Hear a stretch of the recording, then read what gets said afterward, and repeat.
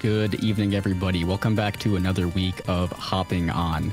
My name is Derek Delectron, joined tonight with Theta Juice to bring you pools. And tonight we have Hop On Rivals number 73. Theta Juice, how are you feeling going into bracket tonight? I'm feeling pretty good going into bracket tonight. Like, it's a nice sunny day out, at least where I am, and that gives me a whole lot of energy. So I'm hoping that it comes out in a little bit of my comms here. How about yourself? I'm doing well. It's been sunny here, of course. It's been very hot in the Midwest. I don't know. You guys have been getting the heat as well. Stay safe, everyone, who it's been affecting, for sure. Speaking of heat, I believe we have a Zetterburn coming up to the stage here. Who do we have for our very first match? Yeah, we have Andy Durson versus Heralta. I think that's how you pronounce it. Like Heralta. It's somewhere in there. It's somewhere in there. Like, let's take one of those. Yeah, I see it. Heralta? Yeah. Cool. I saw a Zetterburn icon here. Yeah. Heralta and Andy Durson. Okay. Do you have any background with these players or any familiarity? I have no familiarity. Excuse me. I don't know these people at all. I also don't know how to speak English. It's my first language. but yeah, like, it's always interesting when you see like newcomers to a tournament or a scene, just because they're kind of they're kind of just such an unknown. You never really you don't know what they're going to bring. So like, even though that we can like, you get those hints like in like icons and stuff. Like, we see a Zetterburn icon, but we don't really see anything else. So True. like, it could be bait. We don't really know what to expect. Yeah, it could be bait. It could be. Like, could what's be the ranked most bait. They set themselves up to get counterpicked. What's the most like opposite of Zetterburn character in this game? Like, probably Abza. Yeah, I think. like, yeah, like someone who, or is definitely wants to keep away a lot of the time. Whereas Zetterburn, unless he is trying to get away from heavies, usually wants to be closing the distance on you. Especially too, as she has greater extensive projectile play.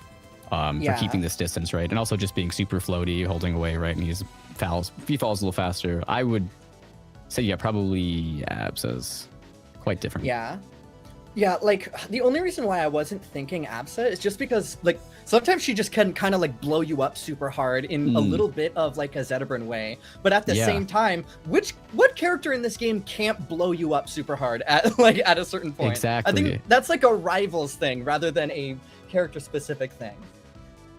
And that's why I love Rivals too, right? Obviously, outside of the game being quicker and people hitting a lot harder, they are dying a lot earlier. You do explode a lot quicker in this game, and I think it makes for a lot faster matches, which I really appreciate. I don't think I've seen a timeout in this game yet in any tournament, or have nearly experienced one myself. I can't even say I've had a match go down to 2 minutes even. Yeah, so I think the longest match that I've ever played is like a 5-minute one. Who's it that you play in this game? I play Galvin. I thought they were funny. And they've got a bunch of stupid tech, and I love stupid stuff. No, Galvin that's a fun matchup for Zetter as well. I play with a local Galvin sometimes, just going out to events, and he's really good at setting up all kinds of stuff into drill, and all of a sudden I'm getting thrown into something, drill into an aerial, and he does just so much damage if you're not ready for it. I don't know about you though, but I'm ready to get into our very first match of the night. All right, so we're taking it to Godai Delta. This is kind of like what you'd expect to see most people picking off of the start. Like, oh, unfortunate SD right at the start of it.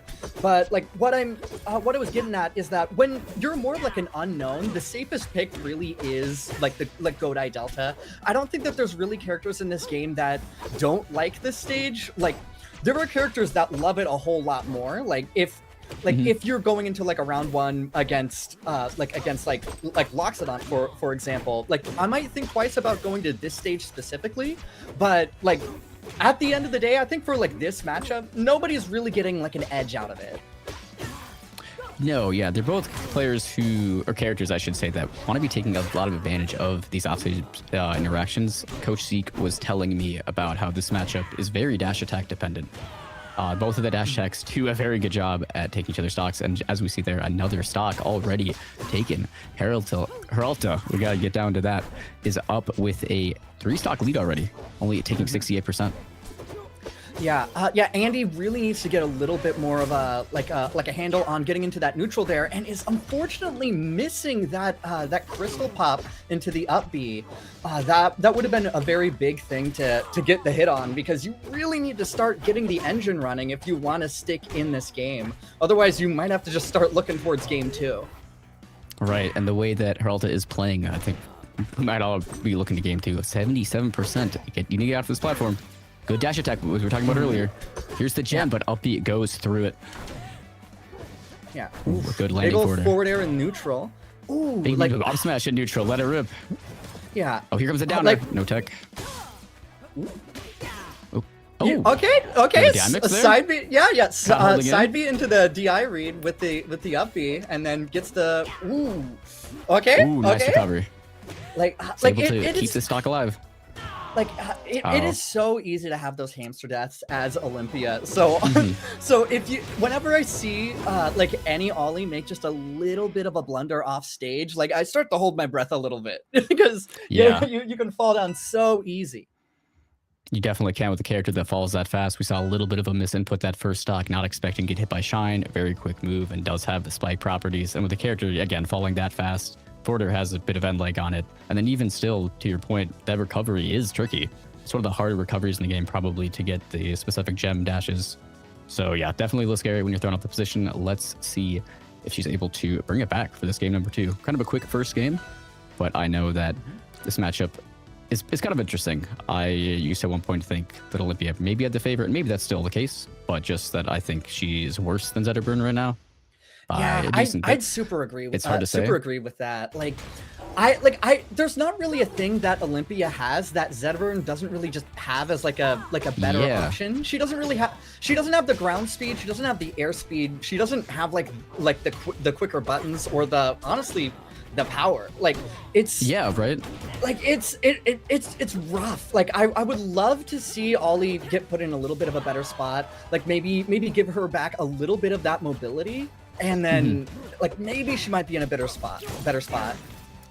And I think you're exactly right about the kill power. I'll often spend nights playing on doubles or randoms or playing, I like to play Ironmans even, just play a lot of characters with my friends, and we'll be surprised. We'll hit Olympia up at a pretty high percent, and they just don't die. And you're like, oh, I thought that move was supposed to be the big finisher, right?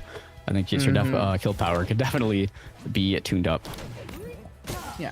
Oh, here's a big side. All right. I love it when Olympia players go for that 50-50 where they set up the gem and then go for the side B, and if you try to attack the gem with like a stubby move, like they'll hit you with the side B as a regular grab, but if you don't contest it, then you'll end up grabbing the gem anyway. Like there are certainly spots to go for that like lead to good mix-ups, and right there I feel like it was one of them, specifically against the way that Heralta was approaching there. Nice. Yeah, gem dash is definitely good. Oh, here we go. We see it again. There's a side B into the catching on the up B. Take it that was holding in, or is that just true there maybe? Yeah, that was holding in. Like I think like neutral is probably the correct way to hold on specifically that side B. But that might just be me thinking too much of Lorena right now. Oh yeah. That character has a very crazy DI. Or DI checks out of interactions. I wouldn't be unsurprised if we saw her again tonight, but as of right now, we see a lot of Zetterburn and Olympia. And Zetterburn is up right now with about 100% lead on fire. This is a really dangerous situation, and you do not want to be down there, but Zetterburn misses ledge and rips out a forward smash. Up B does not sample ledge, and only taking 23%. Heralta is looking to punch it there to get into the next side of winner's bracket. Yeah, like I will say, like even though that Andy got clipped there at the end, it was a very, very wise decision to make sure to go to the wall rather than instantly up B, because as you saw, Heralta was just instantly ready to go ahead and grab that ledge. Yeah. So even though that they didn't die, it was still a very, very good decision to route their recovery the way they did. Ooh, but it looks like we're in a really tough spot right here, making it to the wall and back on the stage. But Andy is kind of on their winner side stock right now.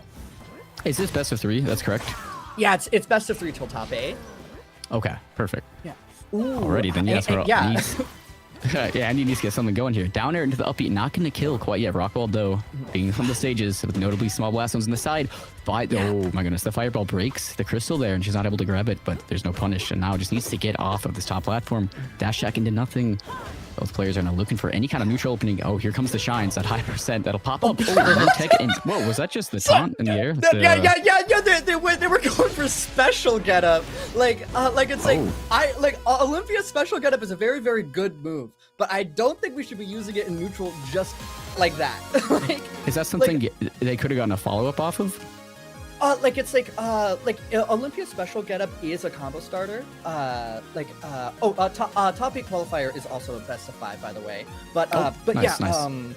Olympia's special getup is a combo starter. It's extremely fast. You'll see like a lot of Olympias who know the sauce of it go for it a fair bit, but it's not really good at like a point blank like that. Sure. With every special getup, you're still going to have all of that lag of having to go into that knockdown. So doing a point blank like that is not the best idea. I love using special getups like that. Like if you've ever seen me play at all, you'll notice that I go for a special getup in really stupid situations, but you need to know the situation that you need to use it. So I don't disagree with the idea. I disagree right where it was, but honestly, I did see a reality where Andy was able to bring that game back. Like they were pulling some good punishes, but we're mostly just hitting Heralta off stage and then waiting for them to get back. There were a couple times on that Rockwall game where if Andy just pushed a little bit more, Heralta would have instantly gotten taken out, and I think they just might have had a little bit of the nerves, feeling like a little bit scared in the tournament. But that's like a nerves thing that everybody just has to kind of get past for a little bit. But honestly, I liked what Andy was putting out there. If they could just commit to some advantages a little bit more, I think they're gonna level up.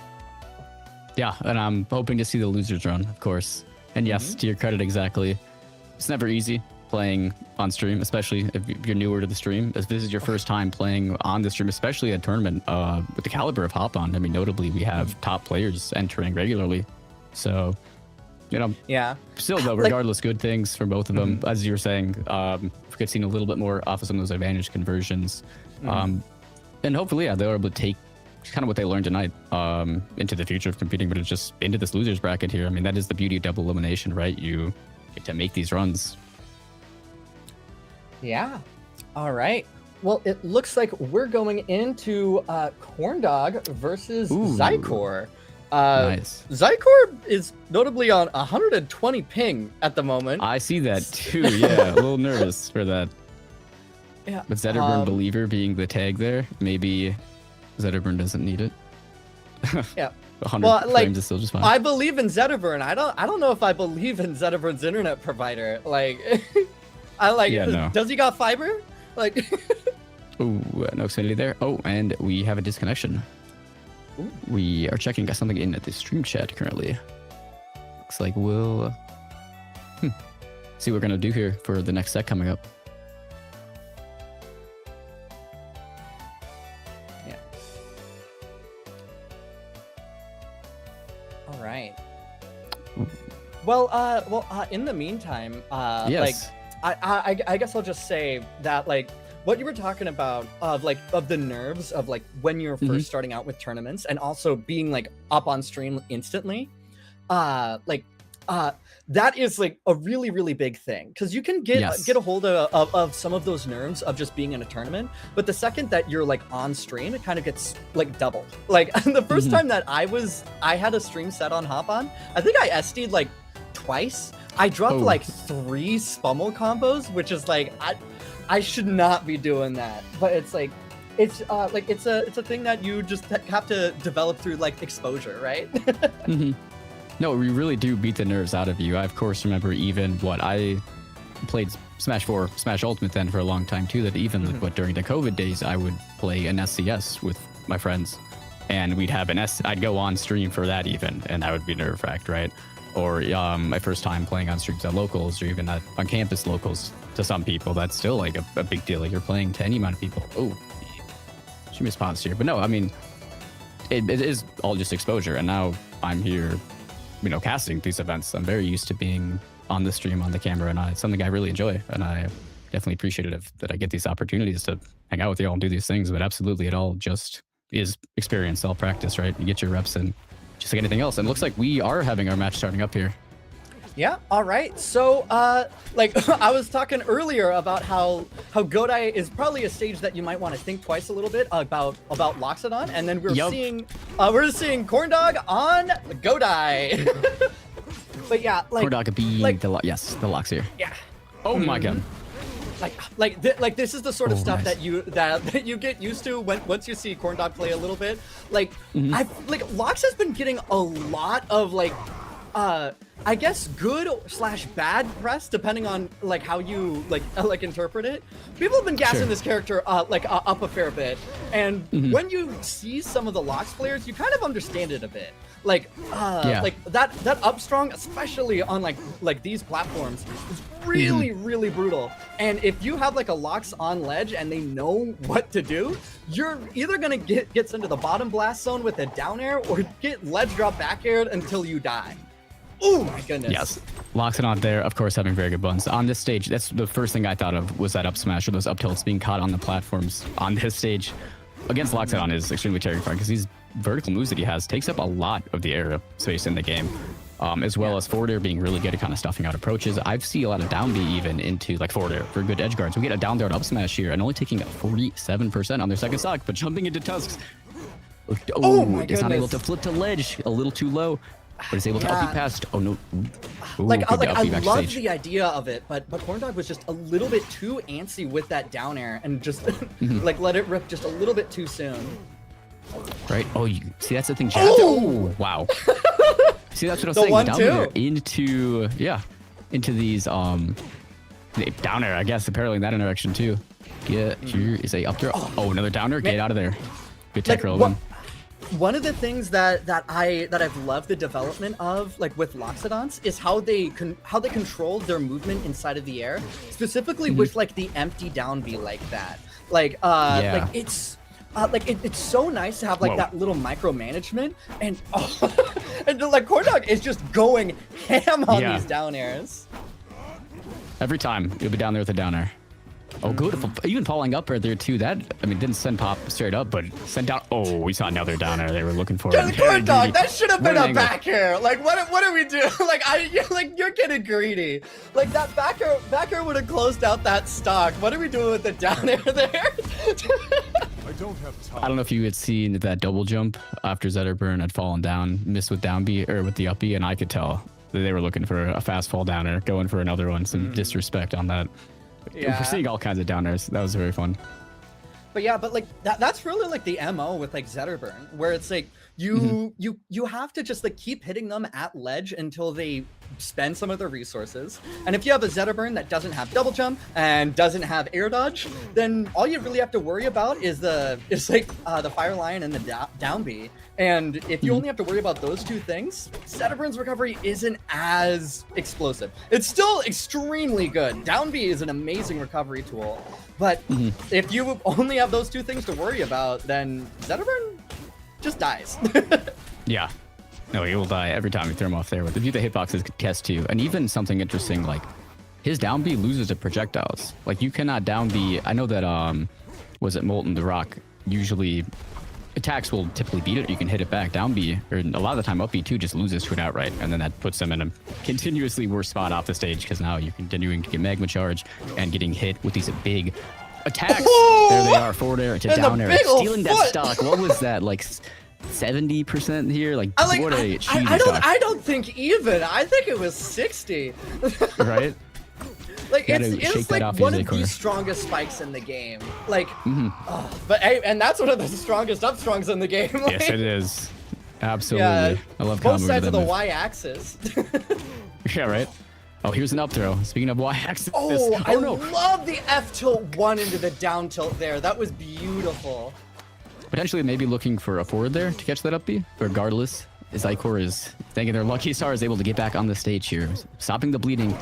Here comes a Nair, but doesn't get anything else off of it. And Uppy is going to beat down Nair, and now Corndog is holding center stage. You don't want to get reversed in these situations. Good awareness to avoid the down smash. Yeah, amazing SDI there. Ooh. Ooh. Okay, getting we see a lot of that tonight. old Getting up opting to just go for, oh, you missed the tech charge up smash. I've seen that once or twice now here. Like, honestly, it's not a bad option. It's like, No. if it's right there and you can just like hit one nice button to back get a crap ton of percent and just like gain complete stage control, why not do it? Yeah, right?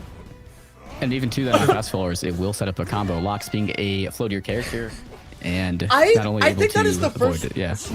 Sorry, that's the first time that I've ever seen Locke's down B just kill outright. Like that one. Oh, yeah. Like the down B clank with the Whoa. up B into the death. Oh, no. Into the double no. dunk. Oh my Caught god. the air dodge up on that. Wow. Went all in for that down air. That was a very quick 2-0 for Corndog, who will now have to play Bird for winners top 8. But hey, I think we just got sent to Chernobyl because 2 seconds with No, the that elephant's was- foot, we're dead. We're dead. No, that was a nuclear stock, that last one, too, because we saw that twice, I think, that game. One of them was catching a jump off ledge forward or down air, caught the DI in, and then we saw another one there. Was it like down B down air, catching DI in, and then just go for it again. Why not? Fall a little bit down, hit another one. A very strong spike, as we saw. I think most of the, I want to say more stocks were taken that set with down air spike than any other smooth. Yeah, believe. like Yeah. it was the bread and butter. No. But yeah, but like that was a really fun set. Like Yeah. like Corndog is always so fun to watch just because you'll get those explosive shenanigans. Like but Zykor was pulling out some pretty fun combos there as well. Like I love some of the callouts that we had there. Like obviously going for some more safe up strongs and then a little bit of some riskier ones. But I feel like Zetterlocks is a fun matchup to watch. Like am I so wrong for thinking that? I don't think so. I think both. I don't know how fun Zetterburn is to watch. I know that he is a very frustrating character to fight. But at least from a spectator experience, I enjoy it. I know Loxodon is also probably character more enjoyed. I know just in general, I think heavies are fun to watch for most people. I know in this game they are a lot better than in maybe other games, but I still think they're fun to watch. And I think, yeah, that's absolutely a fun matchup. I think most matchups in this game are fun to watch, though, to be fair. Like, we were just talking about it before, kind of the beauty of the game, being faster, being more aggressive, being more explosive. It's just more interesting, at least for me in general, as opposed to maybe some of the slower game of other games in the genre. Yeah, great game. I don't think that there's any real matchup in the game right now that is like a slog to watch. Like, yeah. Depending on how GUI actually plays out, I could see that's soon. Like I could see GUI Absa not being fun to watch. Like, but I'm gonna hold my breath for that. I'm trying to imagine what that matchup would even look like.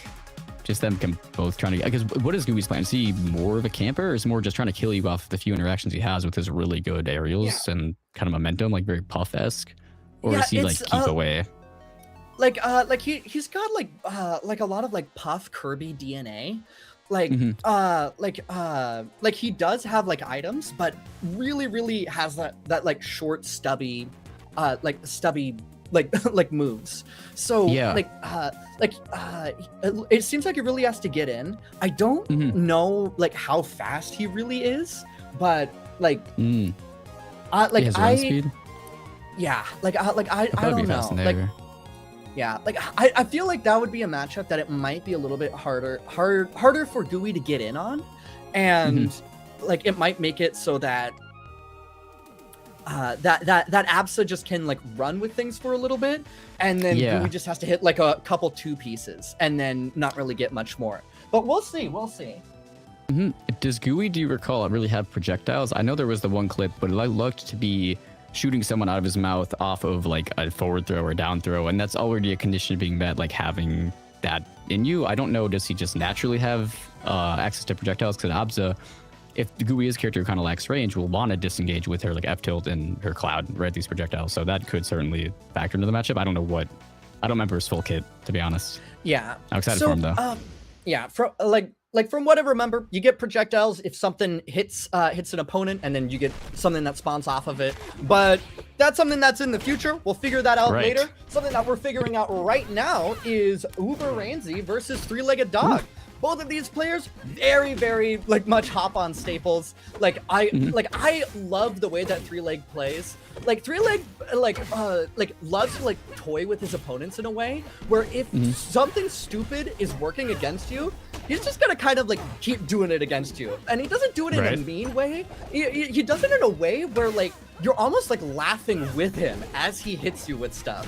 Maybe I'm just a different type of player, but like I love this guy. I think he's hilarious. Like, look at this. Like, are you see what I mean? Yeah, I know exactly what you mean. Just hearing you speak on him doing a lot of the same stuff that we know he likes to do is giving me so many flashbacks to just some of the previous weeks of casting this tournament, watching Three-Legged Dog. He loves aerial cargo throw. Loves pushing that button, and it just getting the mix off of it too, landing on shield or getting combos off it is something that he honestly excels at, hitting a lot of these strings for kill confirms off of the neutral beam. But needs to get this stock first though. 164% is 100% usually live against Craig. Here is a weak back air, not going to take the stock though. Oh, here comes the dash. This could be reversal. I will say that was extreme. Oh no! Extremely rare SD from Three-Leg right there. Yeah, right. Yeah, something that I will say, I just want to note that like Uber had some extremely fantastic awareness on when that backer was going to come out to go ahead and DI out there, because if you do any other DI option, you're gonna get hit with the forward air there. Like nice. a Crag Bear Fair is like the most bread and butter thing in the entire damn game, I think. Right. Yeah, he has a lot of very good run butters. Oh my goodness! What is going on? Okay. He's able to side B and up you back to stage. Double spot dodge. In the corner. I'm so surprised that nobody died from that interaction down there. That was the scariest thing ever, but everybody just recovers in this game. Like, in any other plat fighter, you see something like that happen, and it's like one, if not both of those characters are dead. No, he is making it back to the stage. And let's see here if Three-Legged Dog is able to do the same. He does. Gets a nair to land on stage and reverse the situation with the forward air. Oh, missing the ledge. Then yet again, like Uber is hitting that amazing DI on those back airs. It's shocking that not like a single one of those back airs has actually like led to a follow up for Three-Leg. Whoa. Like, when have you ever seen that with Crag?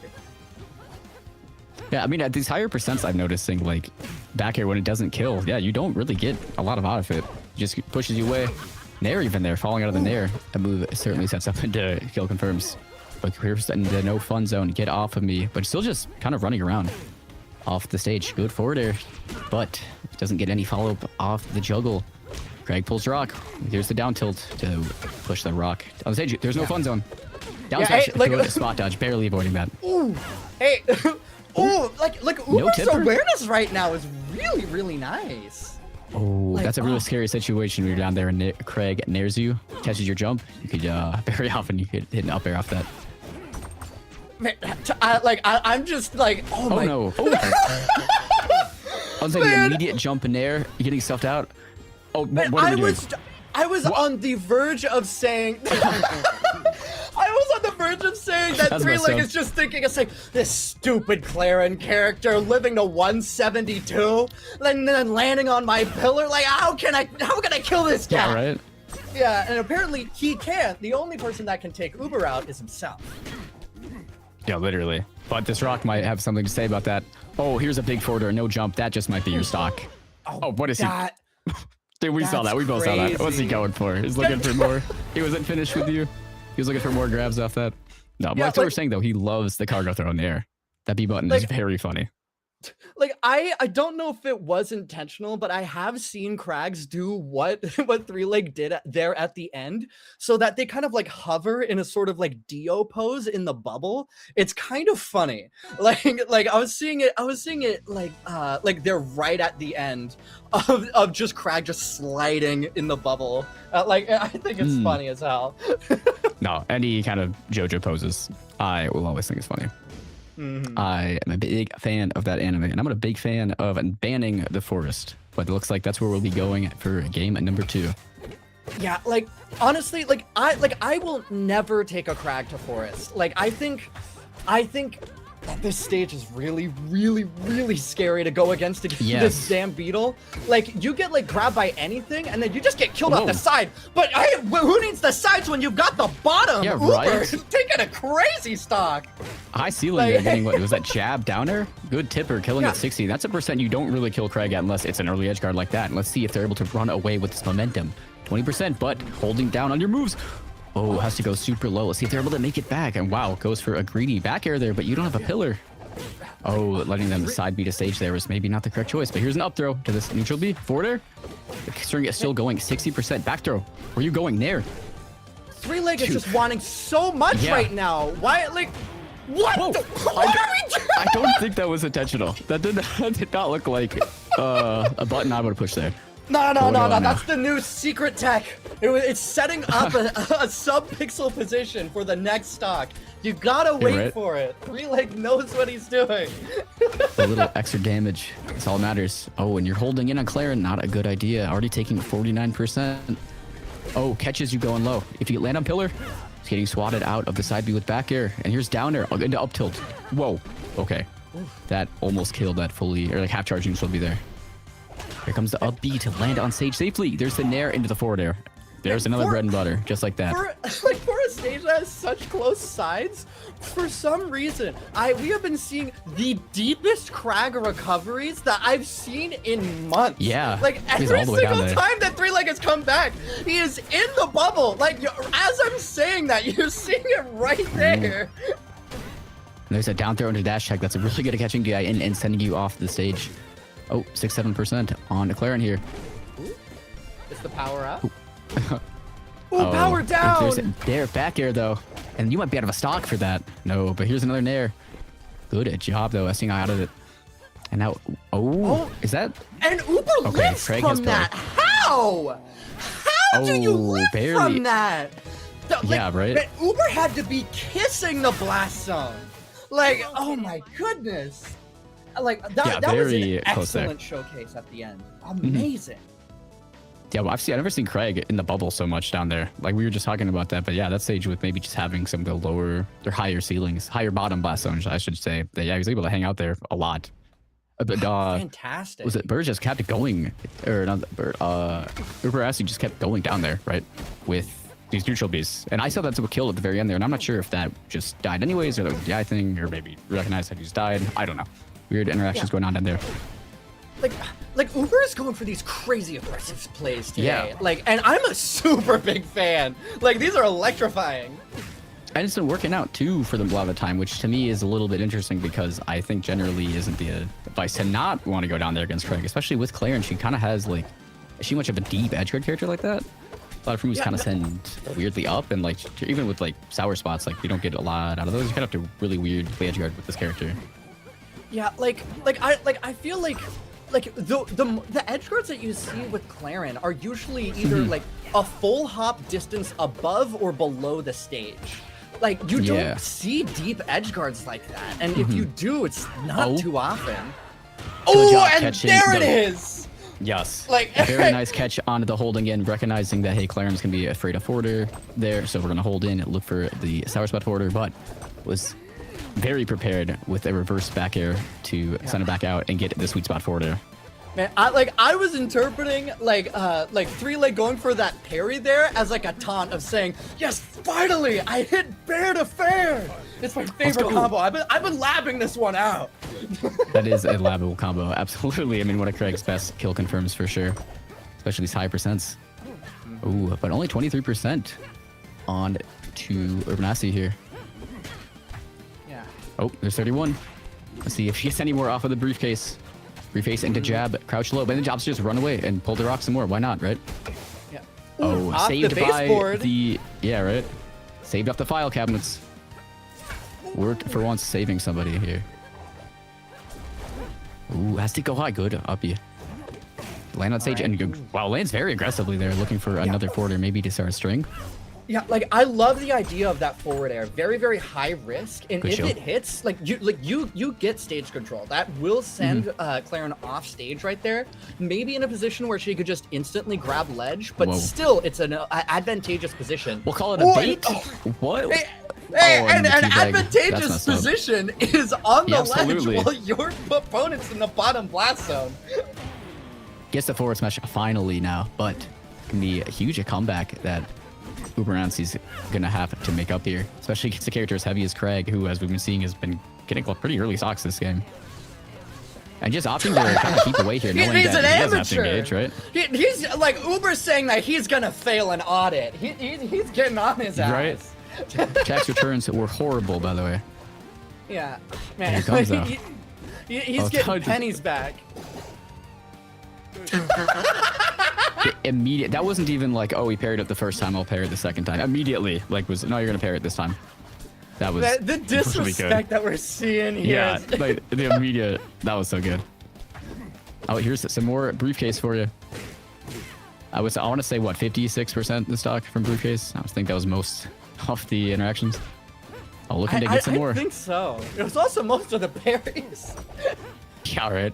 Do you know, does parry increase knockback and damage of projectiles when parry reflected? I don't know. I think that's just I think that's like a ultimate thing. Okay. That you're thinking of. Like I'm pretty sure it's Yeah. still the same damage. Yeah, I know in that game reflectors, even individually, have their own like properties of how much it scales. But I don't know if that was a mechanic in this game. Ooh, Uber, nice just recovery. hold the ledge. What are Also, we up doing? tilt. Like Oh, like air dodge just that, past like, ledge. Like that is like the number one thing that you do against Crag. If Crag doesn't have pillar and is going for his recovery tools, you know that none Yeah. of those have a hitbox. You just hold the ledge. That's a guaranteed stop.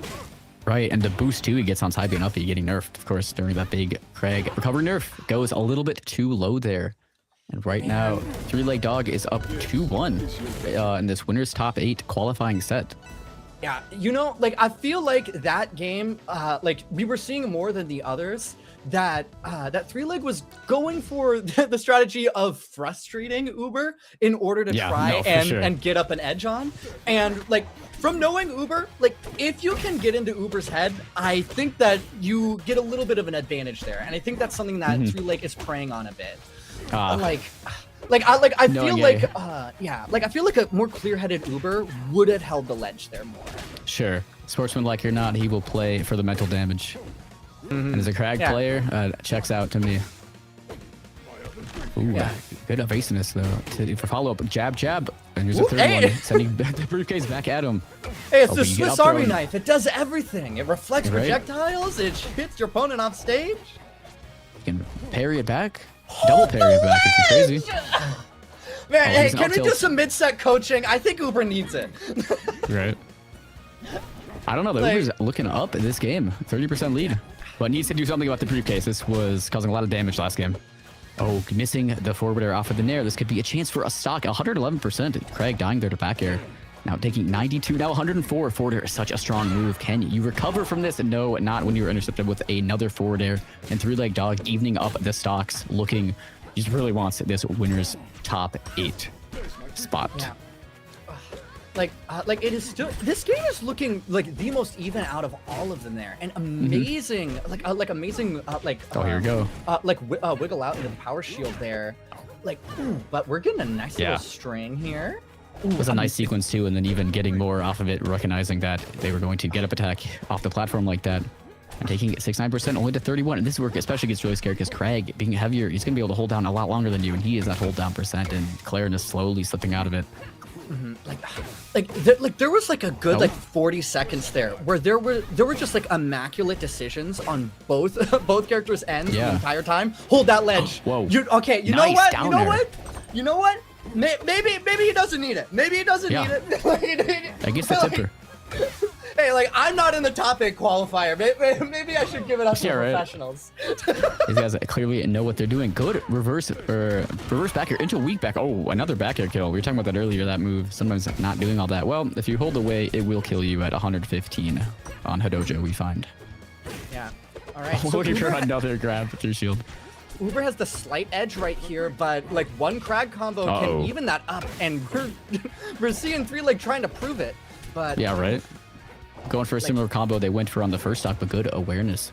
Claire and yeah, just holding away, getting out of there. Oh, but you don't want to be mashing, especially when Craig has rock. He will punish you from across stage with that. There's the forward air. Oh no, good tech on the down air though. I mean, not tech, sorry. No, I mean that would have been the sock if they didn't tech. Yeah. Oh, special get up, very greedy, but the lingering hitbox. 3-leg dog was not expecting it. Up tilt into the sweet spot up there, not gonna quite cake the stock. Goodness. And gives up the position. That was a capo combo right there. That was elegant. And we're taking it to game 5. Yeah, game 5 on that. I think maybe 3-leg dog was holding in on that a little bit and looked to maybe course correct their DI when that forward smash hit, and then that was incorrect DI on the forward smash. Super died in that position. And yeah, game 5 here. Let's see what the stage is. That was a fucking beautiful game from Uber. No, yeah, it was. Like bro locked in. You put the cosplay on. I noticed that second stock when they had the stock lead, they weren't able to get a lot of mileage out of it because both times 3-leg dog was able to reset stocks and percents very quickly. So great job, just able to maintain that composure, knowing you weren't getting a lot out of your leads, but still was able to play nice enough to take that third stock first. Yeah. Let's see if they're able to replicate that on game 5 on Merchant Point. Ooh, all right. Let's see it. Here's an up throw. Good tech away. Ooh. But still getting caught by another string. No jump, maybe? Oh, but he has the pillar. Amazing grab right there. Yeah. Oh no, not the 6-7 buff. Get out of there. Yep. Like, all right. Oh, a buff disabled. It's over for 3-leg. He knows it. Right. Straight. It's the loser's debuff here. You don't need to play like you really. That's the stock there. Unfortunately, it's maybe. 2. I'm curious if they were recognizing that there was a position where they could have lived that. Maybe they were looking for that jump back air, but was there a chance, like, is there any reality they landed on the pillar and were able to live that, or was that just once they committed to jump back air, this just the stock? Regardless, I mean. Yeah, I think there's a reality where Uber could just sit on the pillar right there and jab jab one more time, and even if 3-leg up Bs to break the pillar, you're close enough to the wall that you can wall jump out of the parry stun, then double jump, like air dodge if you need to up B. I think Uber got a little lost in the sauce there of thinking I need to get rid of this pillar because like Crag is in a position where he can jump onto it. But if Crag goes for like a canceled side B jump, that breaks pillar. So gets sent all the way to the other side. No way! Was that missed ledge or just held down on that? Because I thought that they were grabbing ledge there. I feel like that wasn't like a hold down moment. I feel like Uber was just like a centimeter short of grabbing that ledge. Like that was so sad. Oh no! And now you're less stock. Not like I thought they both had more stocks. Yeah. Very. Yeah. Compared to how close. We don't see anyone in the lobby. Compared to how close some of those last couple games were, that game was, and it started off really close too. And I even noticed in that instance when Claren lost the stock first, it was off of Craig swinging fair, her over extension on the edge guard, and then that actually sent her all the way into this side of the stage, and was I guess just not able to up B back. Very unfortunate. And then, once you're tilted, in that space, now you're holding in on Craig and you're getting forward aired, and that's tough. That's a tough position to be in for sure. But I mean, hey, knowing that you were a stock away from top 8 winners tonight, I absolutely have faith that they are able to make the run into the loser side top 8. Oh yeah, like we're seeing Uber in loser side top 8. Like Uber is playing so damn hot tonight, but it's just. That's like this thing that you see a lot with like 3-leg sets, where if an opponent SDs, then instantly, like he'll smell blood in the water, instantly execute you. That was like 30 seconds between like the worst like miss ledge grab. I still don't know how Uber didn't grab that ledge there. Yeah. And into dead off the side. I'm so sad. I wanted Uber to win that so bad. Yeah. I mean, that was a quick stock too, to your point. I know we were still just speaking on that situation, like, she didn't grab ledge, and then as we're still going through the motions, that stock was just gone, that last one, and I was caught so off guard. I thought they both had another stock. And I think a lot of that too is you were saying, when you he catches an SD. I mean, yeah, especially against a character like Frank, he does so much damage if you are playing a little too aggressive in your disadvantage, or you're really trying to run him down when it's not your turn, then yeah, he will blow up. And again, if you're holding in a disadvantage, it's definitely tough. You want it to be your turn again to make up for the loss. But I mean, the Craigs do that. A lot of strong characters in this game, and forward air is one of the stronger moves for sure. And it looks like, who do we have coming up here? Bird and Corndog. All right, Rano this is a matchup that Lux. I love this matchup. I think this matchup is so much fun to watch. Like I don't know how much fun it is for Lux. I'll be honest, but I love watching this matchup. I think it is so much fun. Is there anything specifically you can point to as to why you enjoy it so much, or just the vibe of it? It's just fun to watch. Like it's just the fact that both of these characters like really blow each other up like extremely explosively. Like Rano gets to have like a nice little punching bag that he gets to do his high octane combos on, and a lot more of them get made a bit more real. And then every single time that Rano feels himself a little bit, Lux does something like that. Like he'll see a moment of weakness, and then he'll go, "Hey, your punching dummy your subscription has expired. Please insert $5." Yeah, it's not your turn. And as we can see too, Corndog already taking victims with that downer, looking to repeat some of the shades of the last set they had on stream here. Let's see if we'll get a lot more of these downers. All right. Oh, here comes downer. Oh, there's a down tilt. Amazing air good dodge DI to get with the back air. Yeah. Good disadvantage, but Rano still having a very strong aerials, especially very quick in those corner situations. Good job getting out of there. I am someone who gets hit by that move a lot, I think. Yeah. The awareness to I'm right there dash with back. you. Yeah. Just barely moving, or evading that move too. And then obviously you're getting a punish off of it. Ooh, goes a reap for another forward air, but gets beaten out by Lux up B. Oh, dash attack. And that's another move too. We were talking about up smash being really strong on this stage. Dash attack on this stage, because where it puts you, that's a horrible position to be in. That's terrifying. Yeah.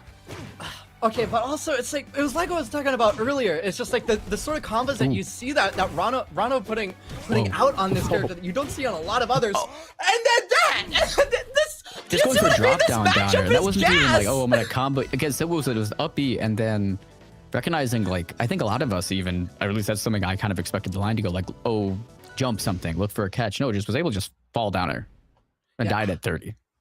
That was just, I don't know if that was true or that was just really good awareness. But it was, though, our chance to go to the merchant port on game number 2 after a pretty quick game on Godai Delta there. Yeah. Oh, Okay. he's back through up smash? I'm gonna say something that's maybe a bit controversial. I think that this stage in this matchup is completely neutral. Like, Okay. like I think that Lux loves these platforms, especially the platforms on the side. Like if you're trying to recover and you get caught in that corner and keep getting put up onto that platform, Lux kills you. You die. Like obviously this is one of Rano's like de facto like best stages. Okay. But at the same time, like it's like Lux is a little brutal here. Like, Yeah. I mean, even too, if he might be a little trickier for him to get juggled when he has these platforms up high, more space for him to land to, right? And then obviously, of course, more space for you to get stuck underneath. Oh, up air here and forward air, right? Like getting tech chases on these platforms. Good positioning. Here's another forward air. Send you off the stage. Oh, looked for a downbeat. I think Alpi barely beat out the downbeat there. Like I feel like there is some avenue that Bird could have killed Corndog there. But I respect going for something a little bit safer. Like when you have the lead, you get set with the decision of, do I want to play safer or do I want to use a little bit of that extra health that I have to be a little bit riskier, maybe expand my my lead a little bit quicker. Yeah. And then especially too, if you're able to get some of these interactions where It would take a lot of damage just like this here. It's an up throw. Oh, good nair. Breaking up some of this tension. Here's the back throw. Good. And the back throw really, I've been noticing a lot. And maybe just in this matchup, maybe just in general, but really good. If you are holding into that, expecting some kind of maybe down throw, wanting to get out of these situations. And as we're still seeing, the string is still going on at 95%. Still off the positioning of the back throw here. Oh, maybe a leg. Oh, that might have been the stock. If Locks held ledge. There's a I don't weird know. interaction there. We're just talking about the edge guard, and then I just noticed Rano goes a little too low, and it looks like snapped ledge that I think Locks potentially could have had that stock, but that is not the reality we live in. And this reality is that Locks is at 144% in his core. Oh my God! Do not air that was crazy. Who pushed R there? But we're seeing like another reason why Rano really loves this stage right here. It's like the dive kick edge cancels. You get to do it on this stage for days. Yes. Oh yeah. I nice know back air. Yeah, Rano has a lot of cool movement tech, and we might be seeing later in top 8 for those tonight because we have Durai attendance for this week's hop on. Man, So I'm for big those of you who Durai are a fan of Rano tech, yeah, you're gonna see some of that tonight. Yeah, that guy has string's 3-stocked me so many times. Now, one of the very best to do it for a reason. Oh, here's the buff. Oh, right, big old fair. neutralized. Yeah, okay, Here's a I've down been throw. seeing like Loxodons have been using special getup so nice. much in like the recent months. Like I have not seen like Lox has completely stopped using exactly that for what like the it is. first year. Yeah, like what do you think it is? Did you watch Evo Top 8? It was the Yes, I Stango did. B-Bats game, and it was the one where he held charge down smash on him. But specifically, that whole game was spaghetti. Stango was down for like most of that game. And there was a spot where he was thrown up on the platform. What was it on the purple stage I always ban? Yeah, Tempest. Yes, on Tempest, and B-Bats is sitting underneath, and any of like Fleet's aerials or up smash is gonna kill there. And he pops the special getup. And you can just hear everyone like freeze because like I think that was the first time he ripped it all set, and even the casters are popping off, and they're like, "Oh my God, whoa, what?" I'm rambling about Stango here. I didn't be rambling about this set. Oh Yeah. Like, sorry, I got so locked in as well that I was like, no, oh, but the game that's ended. the exact Anyway, situation continue. I mean, I remember it. I remember watching it like, oh my God, what is he doing there? He actually went for that and it hit. And like, I think that's like exactly what it was. And now everyone's just like, wait a minute, that move is huge and is really good as like a mix once a set, right? Yeah, like as a special get-up connoisseur, and that's what I'm talking about. That platform's so lethal. But like as a special get-up connoisseur, like people really sleep on that. Like if you have a special getup that can have that utility like that, I think that you are doing yourself a disservice if you're not trying to find a use case for it. Yes. And beautiful combo right here from Nice. Bird. Good down smash Amazing. catch. Ooh, tries to go for, maybe was not expecting that he could grab ledge there. Yeah, like It looked like it maybe could have side beat or didn't work. Recovered there. Where are you rolling to? I think that Corn Dog was just hoping that the ledge invincibility was going to run out right then, but it was just a little bit too long, and then Bird was able to just make a whole ivory piano. That was good. It was a side B ledge cancel, wall jump before there, send him up, but isn't able to close the edge guard, and now Bird has, for the first time, what is this set, has the stock lead here. See if they're able to keep the string going, right? Keep their he's winners beautiful. one alive tonight. Oh, Down and tilt that's nair, why still I love going. this Back air. matchup.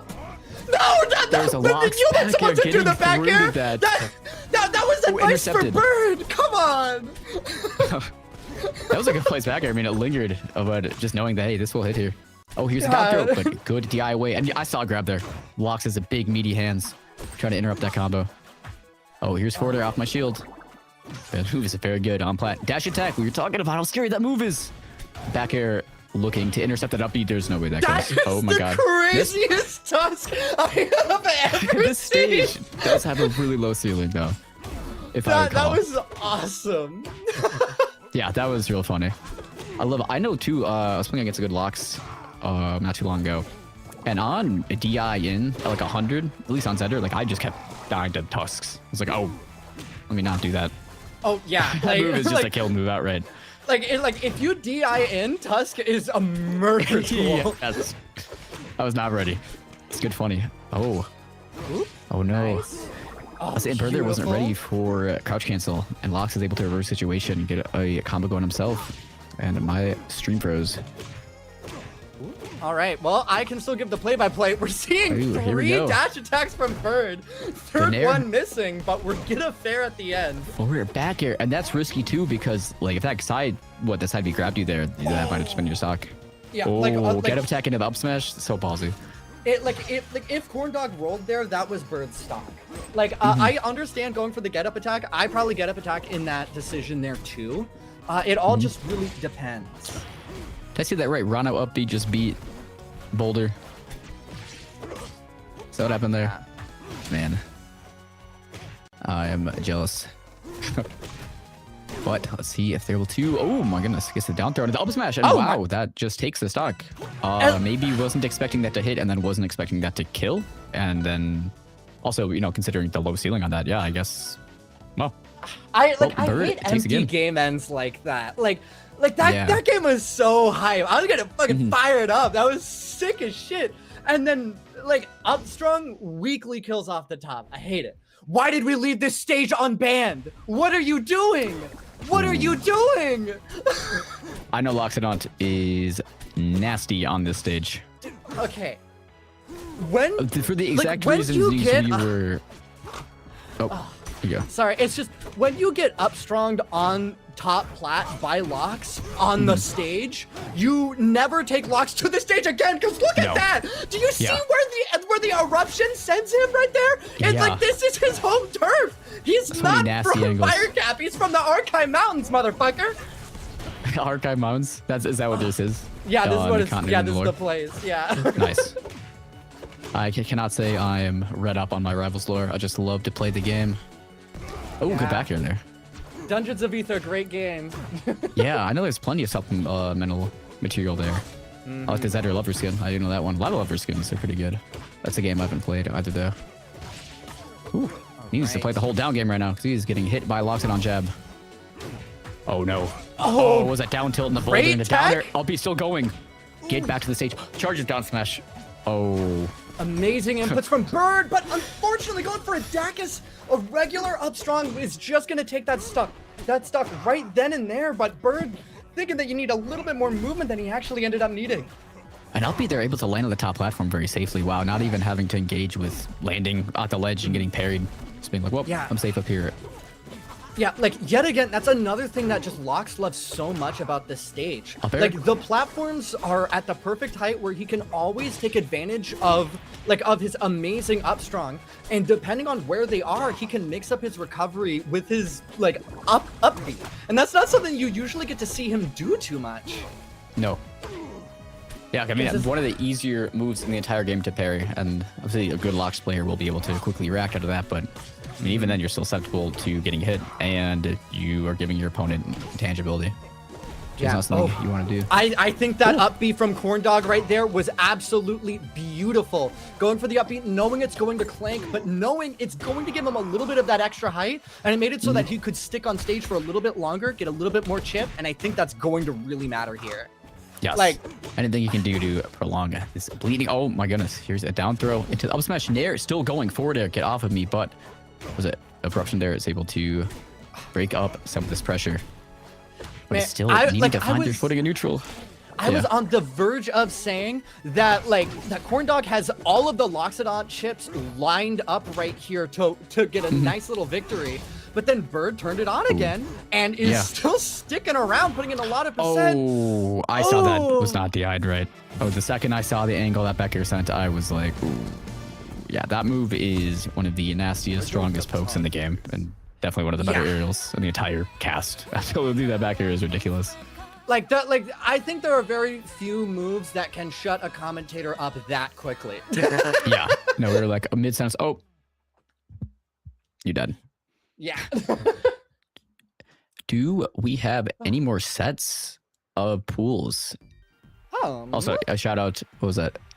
Nice set 3-1 for Corndog. Yeah, that was a really, really beautiful set.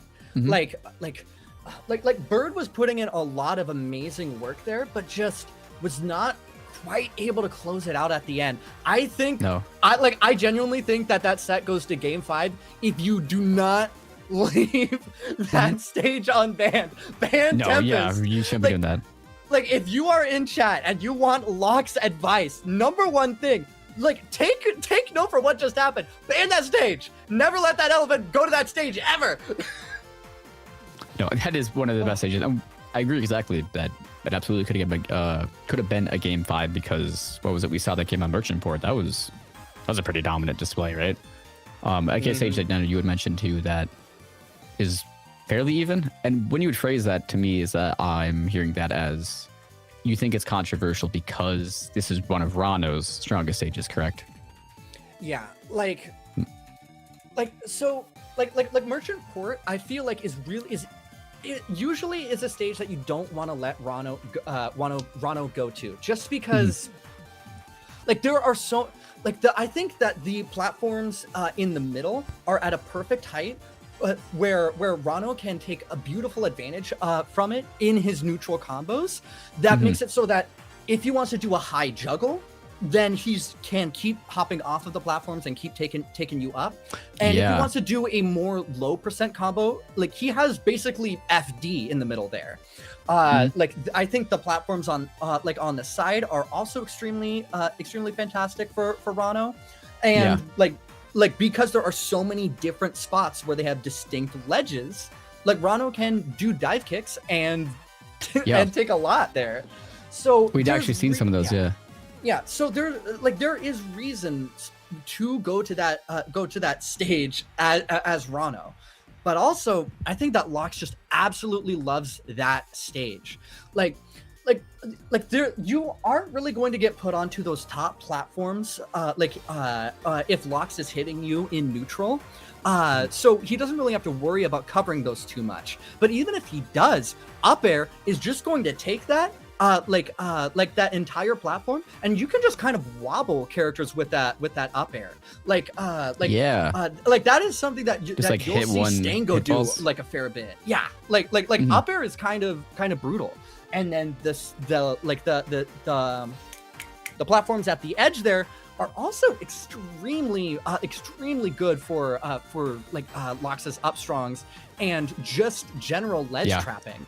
Like, I feel like it's a very, very stage to play on if both characters know how to deal with that stage in the best way possible. Well, I appreciate that insight. Yeah. Those are not characters I particularly have the most knowledge on. I mean, I enjoy playing Loxodon, right? It does make sense though that would be a stronger stage for Rano. And even hearing you speak about it, I'm questioning it with the side platforms. Does that probably allows for good follow-ups off of, say, when Rano has you in bubble, and when you, especially if you poison on you and you're kind of, the game of you're dodging forwarders, you're holding away, that might just pop you up in that spot where maybe there's even like tech follow-ups to go for. So I genuinely, I didn't even think about that until you mentioned that, but I'm just getting hit in the head with so many different times where I've seen that exact scenario happen on that stage. Nice. So this is like I feel like people need to really, really respect the stages that they pick a lot more in certain matchups, because for characters that are extremely stage dependent, if you think that you have the better stage in the matchup just because you know that you're strong on it, that could be the thing that makes you lose the set. I don't take Clarence to Ho Dojo, even though that Ho Dojo is an extremely fantastic stage for Galvin. I love those closer side platforms. I love the top plat. I get to do stupid stuff with tech with the top plat. It's great, but I think Clarence 100% just has a better time on that stage than Galvin does. So I will always ban that if you're a Clarence and you're going up against me, unless I can deduce just because of the range she has. Yeah. Yes. I think the range she has is really, really good for her. I think that she loves the closer sides more, and I think she gets a lot more use out of that top platform than a Galvin usually does. Even if you're using dumb tech like me. but we're seeing two characters that I think that this I guess stage is wanna like go pretty here. neutral Yeah, whoa, for. whoa. You know Maybe what? not. I'm Maybe thinking not. that one of these players doesn't want to be on the stage anymore. Yeah, wait a minute. Like I heard you like, take, wait a minute, we just don't go here. Get me off here. yeah, like, can we restart? It was the stage. It's the stage. I Get banned me wrong. out of here. And still, struggling to get off of this ledge. Is Amplifier versus the Jaded Oh my God here? God. Oh, they might just be resetting. No, looks like they're. Is this a hand warmer? Please tell me this is a hand warmer. Come on. It doesn't look like it. Oh, Afraid I'm not. This is depressed. just I'm a depressed. sub-minute game we're gonna get here. Oh, Zetterburn's already 47% again and still stuck, kind of off the ledge here. Up tilt into downer. That downer is oppressive in this matchup. Let me tell you. I can speak from first-hand experience on that one. Yeah, okay. Especially off the I do stage. just have to say, we gotta give it up for the homie stock and top 8 qualifier. Like, Yeah, right? like Jade is sick Oh my for God. that. Good downer. But doesn't grab ledge and maybe oh, and somehow this game is back to fairly even percent. One Zetter string. Get two neither of grabs these on you. players That's are an putting even this game. game in their combo reel. Yeah, no. Let's go on the SD highlight reel. Oh, good catch with the back air.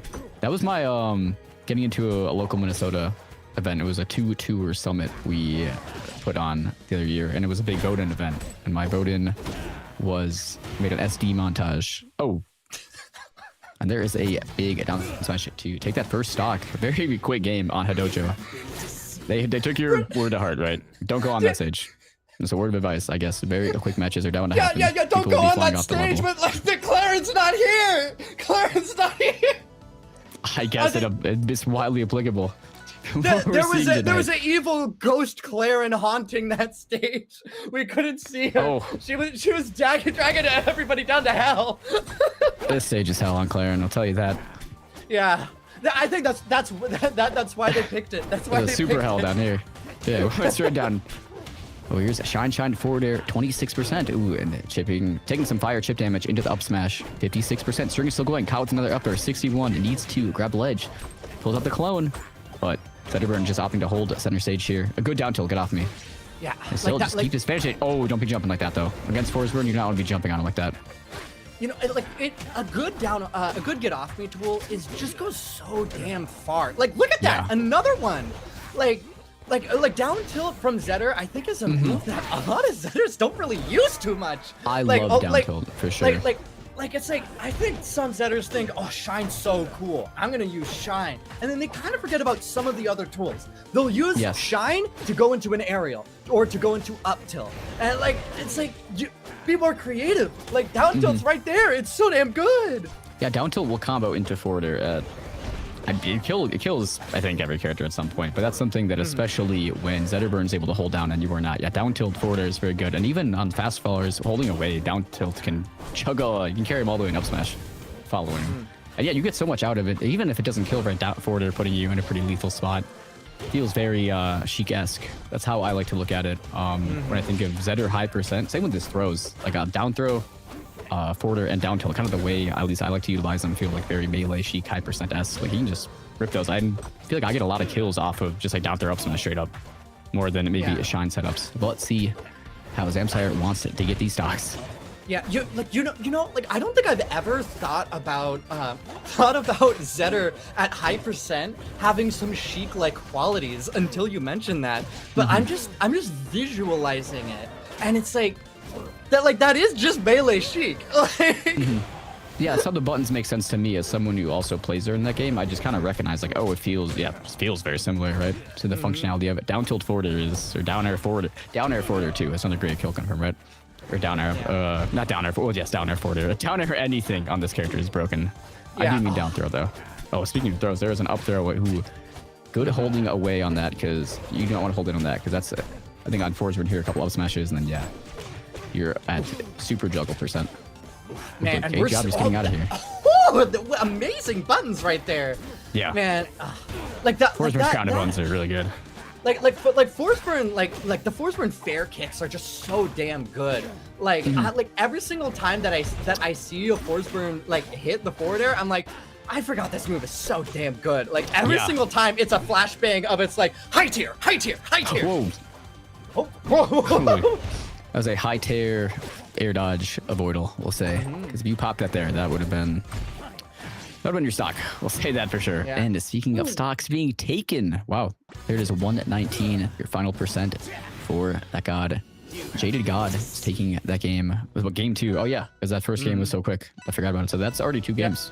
Yeah, Two hey, like, games in the fate for Jaded God. Honestly, I feel like these players would appreciate it if you forgot about the first game. Yeah, right. Do that from the VOD. Didn't happen. And we're just running it back to the forest. Wow. Yeah. Yo, Spike, cut the feed.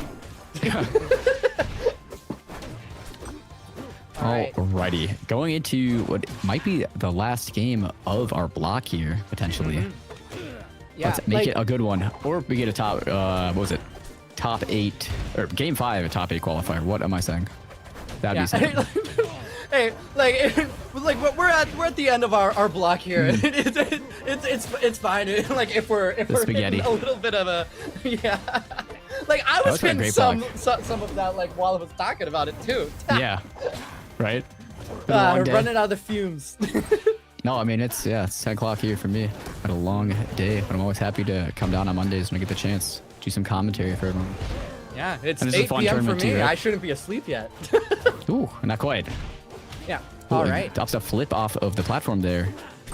Oh, and the Jaded God, and now again with the stock lead. Good down smash to catch away. Catches the neutral attack with back air.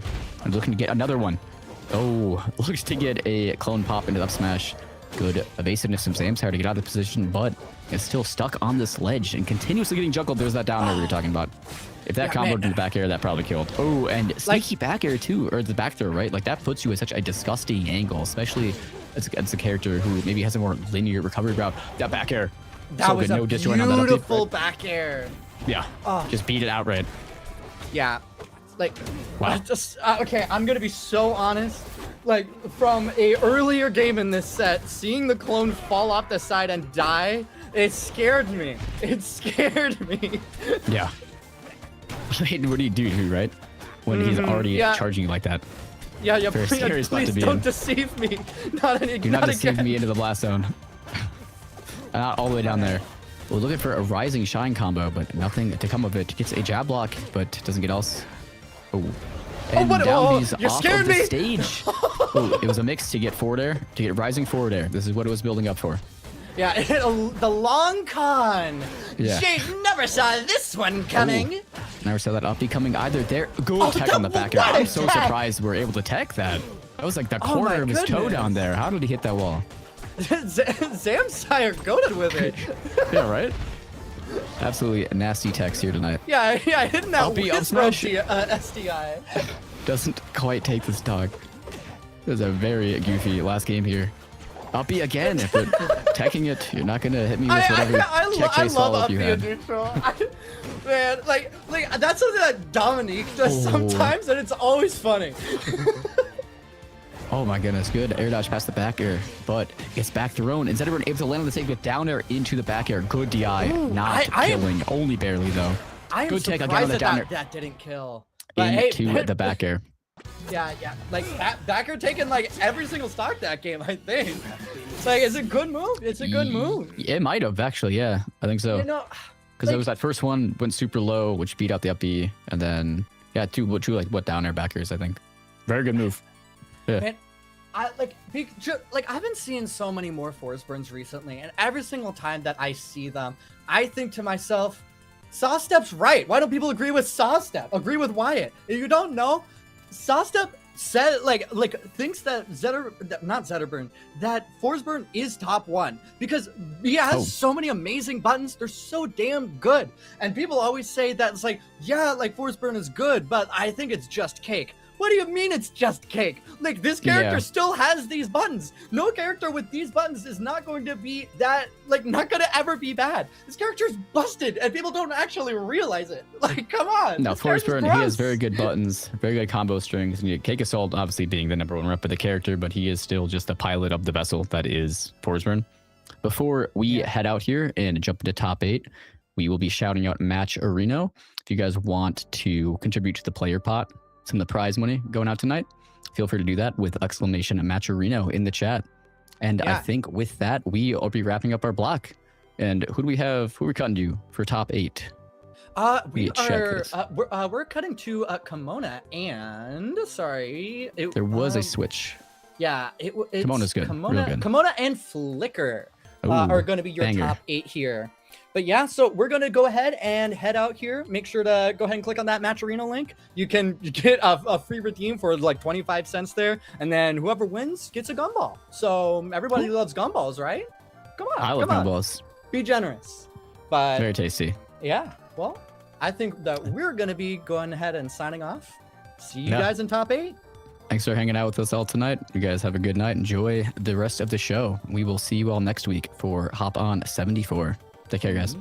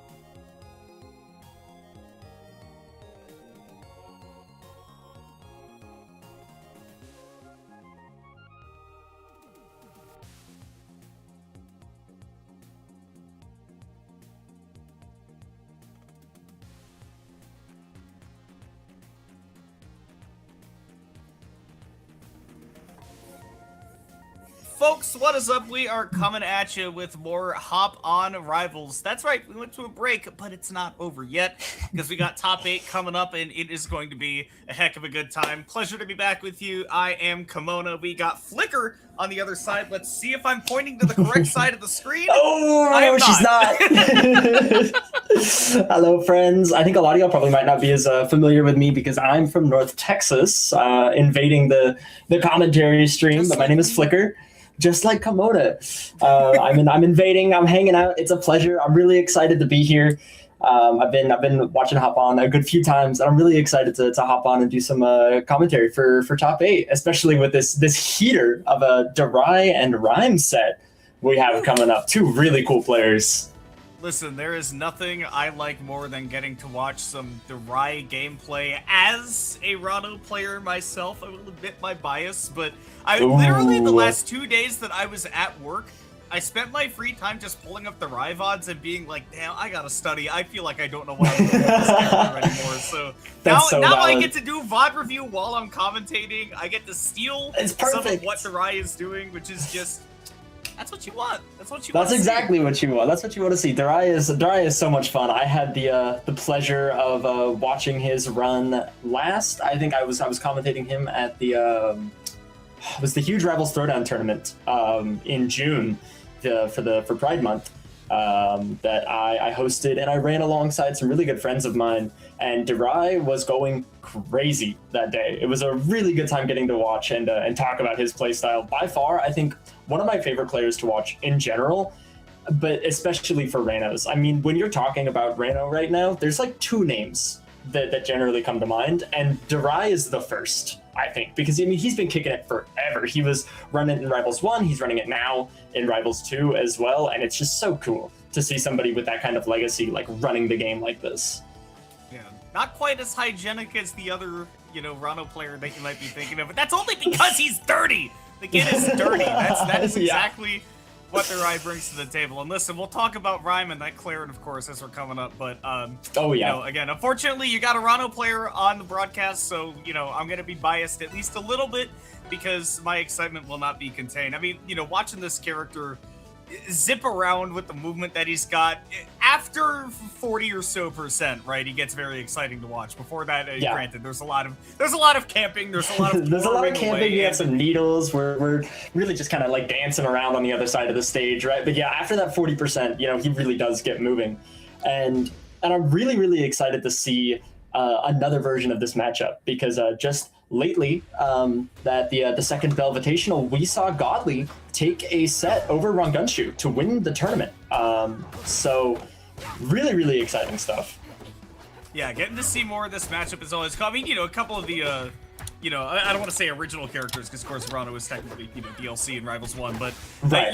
2 of those characters that, like, you can look at their designs, you can tell what they do, right? You look at the moves, you understand them, right? And we're seeing immediately these 2 players rather, certainly know each other's characters. Those early percent combos are getting, parts off right now. Oh, look, and off stage as well, early SD from Rhyme is rather unfortunate.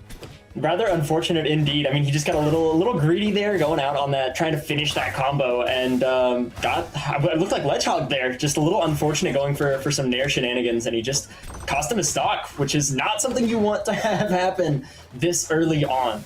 But right now, that up tilt is looking pretty good. Darai is not in a great position. It would not be too hard for Rhyme to bring this back, but Darai's ready. Darai's ready on the sticks.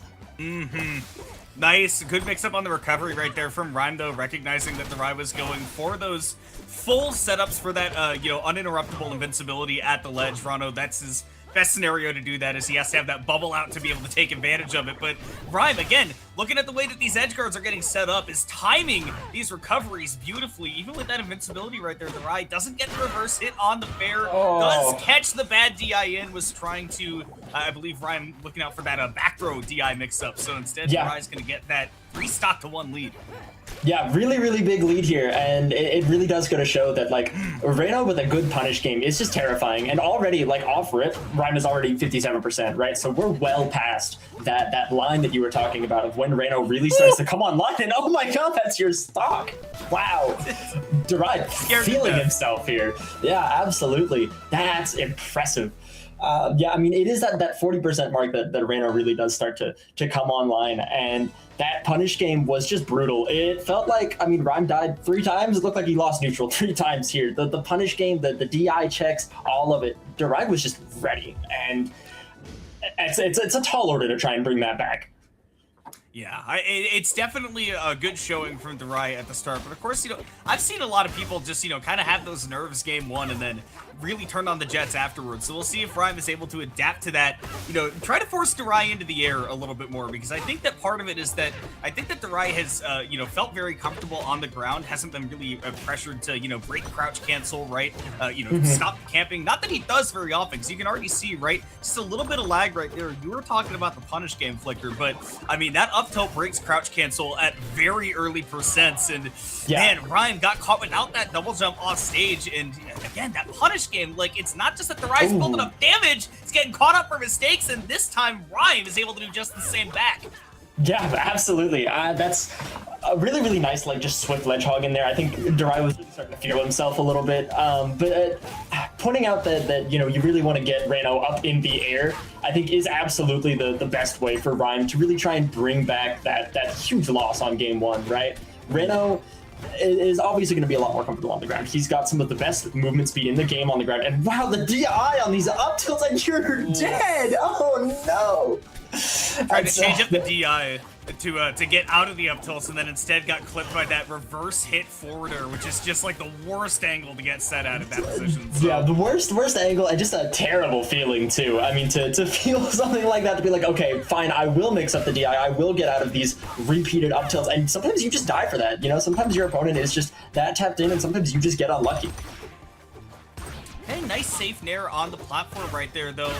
No luck needed here. Rhyme finding those conversions, does get the tipper F strong to send this into 1 stock apiece, refreshing some of that invincibility to try to outduel that Angel platform invincibility that Derai had access to. But once you start working in those sour back airs, you know that you're in for a treat. Derai trying to go deep, but again, pointed it out earlier, these recoveries from Rhyme have been rather good. In this case, though, not ready to tech. Derai keeping that pressure on, taking that lead in the set 2-0.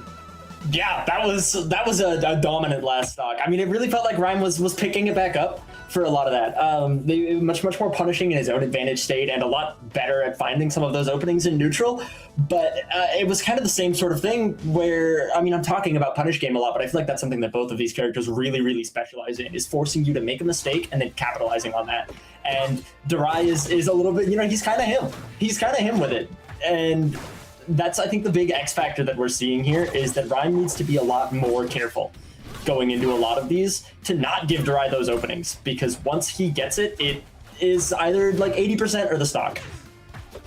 I think some of it is coming from, the fact that openings, it doesn't necessarily even just mean, oh, like I got whiff punished or something like that. Sometimes it's just as simple as I wasn't holding down, or I decided to do what I thought was going to be a safe aerial, and then my opponent was able to chase me down. And Rano's got good ground speed, not good air speed, but yeah, if you're not crouch canceling, if you're trying to, go in there, he's got great anti-airs. And of course, like, if you're past crouch cancel percents, or if you're not doing it in the first place, his combo game goes absolutely stupid. That's exactly what Derai is looking to do right now as well.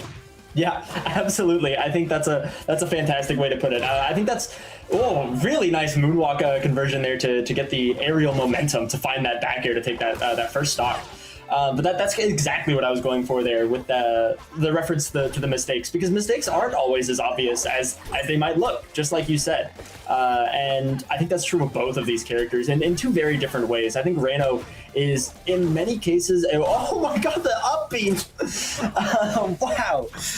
In many cases, Reno is kind of a walking knowledge check in many different mechanics of this game. I think crouch cancel and floor hug being the biggest one, but also your ability to tech off the wall is a huge one. And Claren has her same sort of thing. She's going to force you to hug the wall and find the techs, and she's going to force you to use your legend vulnerability properly. And those are some of the really big execution checks that playing against people who are so good at these characters ask of you. And Derai is moving. Yeah, you want to talk about knowledge checks, utilization of game mechanics, both defensively against the Rano and as the Rano. I mean, Darai showed it off right there, getting that second stock, right? You have to Yeah. master those mechanics offensively, take advantage of them as Rano, but also playing against him, right? He is such an embodiment of what makes this game what it is. And, I mean, Darai showing that off, both on the character end my God, he's going deep for the on the clip. mechanical end. Yes, is going deep for that up B. Every Rano does it. I would have done it too, I'll be completely honest. Of course. But Oh, Darai, absolutely. not finding purchase in that moment. Not in the moment, but it's hard to blame him for trying. You know, you're 2 games up, you're 2 stocks up. You want to go something flashy, right? Top 8, sure, but why not? And he is looking for flashy right now. I don't think I've ever seen jab down tilt into side B before. That's because it doesn't work. No, it doesn't. And, Not only is it not a thing, it doesn't oh my work. God, again. Oh, just a masterful lesson in advantage state from Darai. I mean, you said you wanted the VOD review some of these sets live. I think that was a lot of option coverage. That was a lot of kill you right now. Really, really good example of what I think a good Rano looks like. Hey, let me tell you, that VOD review not helping me, because what Darai was doing, these fingers are not made for doing that. There's a reason that I got a mouth that works on commentary and I got fingers that don't work so good in the game, and that's You and me that both. kind of stuff is it's not for me. It's for Darai, and we definitely get treated to a show there. So Yeah. bigged up to Darai, of course. Rhyme's still in the bracket, going down 3-0 there, but still showing a lot of sparks of really good gameplay. And again, especially I think the defensive end is definitely showing off some pretty good knowledge there. But again, I mean, Darai is such a wrecking ball, and the way that character, right, the way that Rano can be used to just blow you open, right, and force you to do options that in your head you shouldn't be doing, and yet you end up there, and then he just beats the living hell out of you. I mean, Yeah. the way that Darai plays the character is brutal, and that was definitely a great showcase of it. Yeah, absolutely. I really could not have said it better myself. But with this next set, you were showing a lot of your Rano bias, and I have to show a little bit of my own here. I've played a lot of characters in this game. I'm still waiting on my main from Rivals 1, but I've been playing a lot of Loxodon lately, and he is a blast. And I was watching Corndog Lover's top 8 qualifier earlier, and the first thing I had thought to myself was how excited I am to commentate at least one of his sets on stream, because what a great, just everything about that Loxodon gameplay was so much fun. I loved how risky he was playing. I loved his use of eruption and the back airs. I'm really excited about it. Yeah, Corndog is sort of the embodiment of what you would expect a Loxodon player to be, right? I mean, goes in hard, goes for big combos, has a tag that is commensurate with what you would expect a Loxodon player's tag to be, right? Not all of them are 3 letters long, right? Some of them are Corndog Lover, and you're gonna love them. So, we'll see how absolutely. Corndog Lover does in this, I believe, playing against 3-legged dog. That's right. So, yeah, 3-legged dog. A really also fantastic, I think, description of what a Crag player is. That gameplay is honestly some of the most Crag that I've ever seen, and this matchup is another one that I'm really excited for. Crag is another character I've spent a lot of time playing, and this is by far my favorite matchup in the game from Loxodon's perspective. Not to say that it's very big, it's like huge winning for Loxodon, but that it's just a lot of fun to play. Just your because favorite. Yeah, exactly, just my favorite, and it's so much fun to beat up the Beetle. Everybody gets to do it. And I'm excited to see how Corndog Lover goes about that, and I'm excited to see what 3-legged dog has in store to deal with it. I think that this matchup makes for a lot of really exciting and hilarious off-stage interactions, and some really interesting on-stage interactions as well. Yeah, the heavies in this game have a tendency to either, it just kind of becomes like a tech war off stage, or you're just kind of dancing around them the entire time, or it can be what Loxodon and Crag do, which is that you two are just gonna be just smacking each other up at the ledge, Just the beating entire the time, absolute right? hell out of each other. Stuff is going to be happening for sure. We Yeah. can say that. And speaking of things that are happening while we're waiting for spoiler, waiting on 3-legged dog, not in the lobby yet. Get in here, dork. Can't update you a little bit on the losers bracket. Bird. The 3-0 victory over Uberancy. So Bird, by the way, has been not playing Rivals for a while due to some hand issues. So first of all, great to see Bird back. One of my favorite people in the scene, just personally, but also love getting, again, Rano bias, yes, I get it, but definitely very good to see Bird back in this game, because Making it in the that top is- 6 nonetheless, by the way. that is not only a, you know, very talented player, but also somebody who is very passionate, and I think inspires a lot of passion in the people around him. So I know that he got some help with his hands recently and has actually been able to play more, which has been like really plaguing him. So it's great to see Bird back. Good to see Uberanzi in the bracket as well, you know, making it into top 8. But Bird is a kind of, I mean, a lot like the Rye, where like once that Froggy gets going, I like watch the hell out. I don't know what else to say. I mean, it really is. It's a snowball effect. You know, you give them an inch, they're gonna take a mile and then some. And after they get that first mile, it's just so hard to get them to slow down. And I think that this is generally just going to be true of like a lot of characters and a lot of players in this game. But I think in my own personal experience, both commentating and playing the game myself, Reno is one of the scariest ones to see on a roll. When you see a good Reno playing, somebody who knows the tech skill, you know, they can do all of the funky shenanigans to maintain that ground speed into aerial drift off stage to come out and kill you. It's terrifying because you'll be down on the bottom right blast trying to make your way back to the ledge, and all of a sudden there is a frog hurtling at you at 100 miles an hour, and you don't know what to do a lot of the time. It's terrifying. That's one of the things. That is one of the things that I think Rano really does in this game. That for as technical as you can be in Rivals 2 and for as much as you can do with your buttons, I feel like Rano actually stands out from a lot of other characters in that he's one of, I think, the biggest, I guess you would say, like, distributors of decision fatigue when you play against him. That, like, yeah. There is going to be a lot flying at you, and there are a lot of options that you have to consider at virtually every moment, because even though he has like a lower airspeed, when you are playing on the ground, which is where a majority of this game is played because, you know, of the way that crouch canceling works, and because of course it's good to just like have your feet planted on solid ground, he has such a massive threat range that, you know, trying to jump and get away from that is reasonable, but then you're in a disadvantageous position because Rano wants you up there. He can chase you because he's got stuff like his super jump, right? But he definitely, because of his speed, because of all the tools that he has, you know, definitely has a lot to make you think about at any given time. And there's a lot to talk about with that character as well, which we will be seeing more of later on. But for now, we have finally located our finest Crag within the bracket. He's within the lobby, dog. So we will now get to see that Crag versus Loxodont matchup that we were oh so promised, which, like you said, it's going to be fun to watch. Oh, it's going to be so much fun to watch. I cannot wait to go over this. I feel like this game has a lot of heavies. Rivals 1 did as well. It's clear that Dan and Trevor have a preference, right? And so there's a lot of really entertaining interactions between all of the different heavy characters that can be really funny, right? But I'm a really big fan of Loxodon and Crag specifically because I feel like they both have one thing that is theirs, and they're so good at it. And they also have a lot of like much larger, more glaring weaknesses. And I think that Crag and Loxodon complement each other perfectly in that way, in that Loxodon is really good at contesting recoveries as a whole, right? Offstage, that elephant is a beast. And Crag is really good at the same, and also finding his way back onto stage through pressure like that. But I guess we'll have to leave it up to these two to show us what that looks like.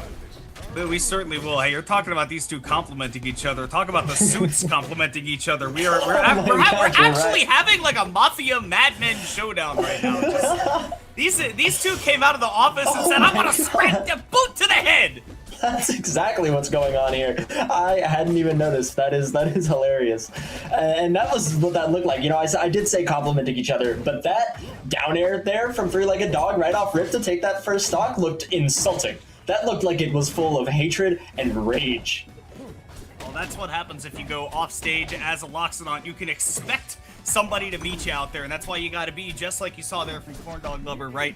Pretty proactive in getting that Crag off of you, right? You got to throw out those hitboxes, otherwise you're going to continue to feel the pain, and we are continuing to see Three-Legged Dog try to make that happen. There's that big filing cabinet to get in the way. No punish right there, though. Committed to rolling on stage a little bit early, so Corn Dog Lover getting a second lease on the stock. Yeah, I really love something that I'm seeing Three-Legged Dog do a lot here that I have not seen from a lot more like Crag's, with the exception of those at like the highest level, is every time he manages to find a cargo grab, instead of just immediately ripping whatever he's going for to steal you off stage, to throw you up and juggle you, or throw you down for a tech chase, he's kind of waiting for a minute, and in some cases he's even starting to walk in another direction to kind of trick you up, right? But the way that teching, oh my god, with the way that teching in this game works, it's very preemptive. You need to expect what your opponent is going to hit you with, and Three-Legged Dog, I think, is doing a really good job of stopping Corndog Lover from being able to accurately predict the way he's going to be thrown, and that's why he hasn't really teched any of these down tosses yet. Oh lord, he coming. Okay, does shield it this time. I love going for the back air right there to try to refresh the resources. The wall is gone though, so down goes that stock as well. My goodness, no chill right now from Three-Legged Dog. Actually got off the ledge a little bit early. You know, hindsight is 20/20, but holding onto the ledge right there could have led to the stock. Instead, we're taking the briefcase out for a ride, Marble 2 style. I think that locks it on off stage to the tune of 95%. And these two are scrapping on this platform. What's the option? What is the option? I don't know. Right now, the option looks like murder. And both of these players are just absolutely out to kill each other right now. There is no neutral. There is hardly advantage. It is just immediately going for combo finishers in any kind of precarious position. I mean, just like that. We're going so deep down with the neutral air, with the back air, and it's the Ledge Hog that takes the first game for Three-Legged Dog. That was violent. That was a bloodbath. That was disgusting.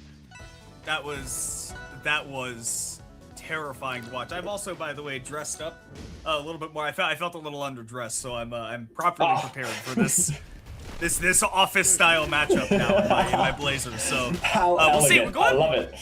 Going right back to Godai Delta for game 2 here, which can I be honest? Sorry, this is Corndog Lover's kind of pick. In which case, I agree. Yeah, I agree as well. Actually, when I heard the commentator tone of I disagree with that decision, and I was a little curious about it for a moment there. But from Loxodon's perspective, I think obviously we saw Loxodon and specifically Corndog Lover on Tempest Peak earlier, right? Vile, terrible decision to let Loxodon go there. But Godai Delta's another one of those stages. Oh, disgusting. Godai Delta's another one of those stages that I think Loxodon just also loves. I mean, most characters in this game do, but these platforms, similar to the ones on Tempest Peak, are the perfect height for him to do whatever the hell he wants to in a platform check chase, right? He has up tilt and up air and up strong and a waveland grab if you shield, or side B, or an eruption if he finds the read, or charged tusks, or meatball, right? If you get stuck on a platform underneath Loxodon, you're screwed. Especially on somewhere like Godai Delta and Crag, who is very big, and that right there is exactly why. That tech in place into the up strong is exactly what I'm talking about. There is no right option if you land on a platform. You're going to get hit. And so I really like this counter pick from Corndog Lover.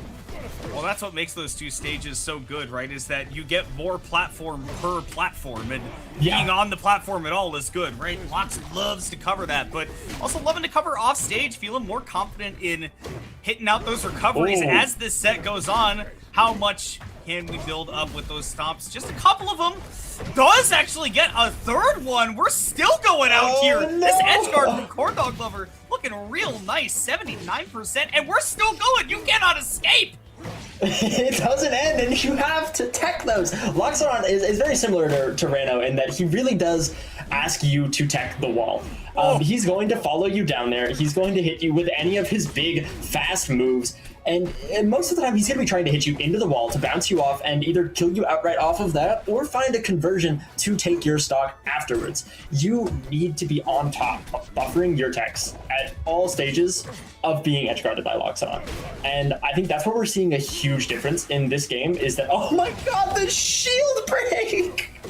Although, honestly, I need to reserve my judgment until this edge guard finishes up, but okay, well, okay, now it's officially no longer about the shield break. The moment that you tried to get greedy for that back air, that was on Three-Legged Dog. That was no longer on the, on the shield break. Although, right now, 73% continuing to be all that you need. Are you able to make it back? Yes, indeed. Craig can still climb those walls as good as anybody else, so keeping that stock intact. Yeah, really a comfortable lead here for Corndog Lover, but at the end of the day, this is like one good cargo toss worth of a string for these percents to even back up. Three-Legged Dog is starting to play a little bit more patient, it looks like, in a lot of these interactions here. And not just like running in trying to kill you right now as much as he was, I think, the last game, and for some of these earlier stocks that Corndog Lover was finding the punishes on. And I think it's paying off very well because these percentages have evened up, and we are practically at kill percent here. There is some very scary stuff going on. I really like the usage of that first forward tilt hit from Corndog Lover to pull the rock shards away, or towards him rather, to assist in that edge guard. Really, really creative. Oh, I love that air dodge back to the safety of the pillars once again. It's just absolute pandemonium off stage. We're finally back onto the ledge, sitting at 170. It only takes a stray aerial, but you can say the same about Crag right now. Down throw, it does lead into the headbutt. Zinedine Zidane just got out of the World Cup from many years ago to bring that one back to you. 2-0 lead right now for Three-Legged Dog. He hit the... Yeah, that was insane. I mean, I saw the grab there at the ledge, and I saw Guthix in my head, if I'm being honest with you. I saw a Guthix or a ZB like suicide down B of, we're going down here and one of us is going to die, right? And that was fantastic. A really good comeback from Corndog Lover. He spent most of that game down in either stock or percent, and what a rock chain right here we're seeing right now. But he spent most of that game down, and oh, you're dead. He's not! Oh my god, wow. Only if you get it right. You still have to respect the fact that anytime that Crag lands that back air off stage, right? It could be any aerial, but that back air is the easiest one for him to get access to, right? We'll get that up B back, right? So will be important to be able to manage that as you go for those edge guards. And Loxodon, like as big as his hitboxes are, can sometimes have a little bit of trouble with it just based on, you know, trying to not bounce him off the wall or anything like that, trying to connect those sweet spots. See it again right here, right? When that wall is right up on that ledge, you try as you might, it's not as easy as you think unless that pillar's gone away, and then that side B is all you need. Tasty. Yeah, tasty indeed. And oh, getting a little excited with our pillars here. I like what he's trying to do, using it as a way to force Corndog Lover to throw out an option to deal with the pillar that he might be able to then punish or just like find a delay here. But I think you really have to be careful when you're doing options like that because it does put you into special fall, right? You can't do anything but fall down, and oh my god, you're just dead. Yoop! Yoink! There's your stock. Just, yeah, it's interesting seeing a Crag at, like, in top 8 of a very, like, stacked online bracket. Wow. Do something like that, which is something that you don't see a lot of, like, mid-level players do, and I'm really interested to see how that sort of thing plays out.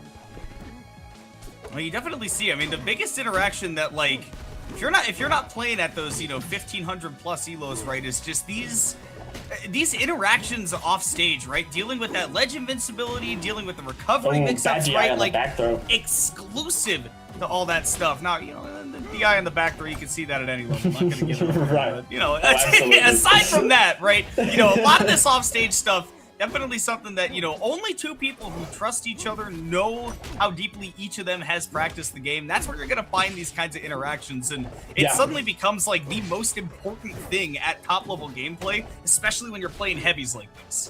Yeah, absolutely. I think that's a perfect way of putting it, of trusting your opponent. I really like that, because that is what it is. When you are expecting your opponent to have the execution skill and the thought in mind to tech moves like that, you are going to look for punishes immediately out of it. You're buffering a lot of these inputs that you see. You're kind of playing into the future with how these inputs work.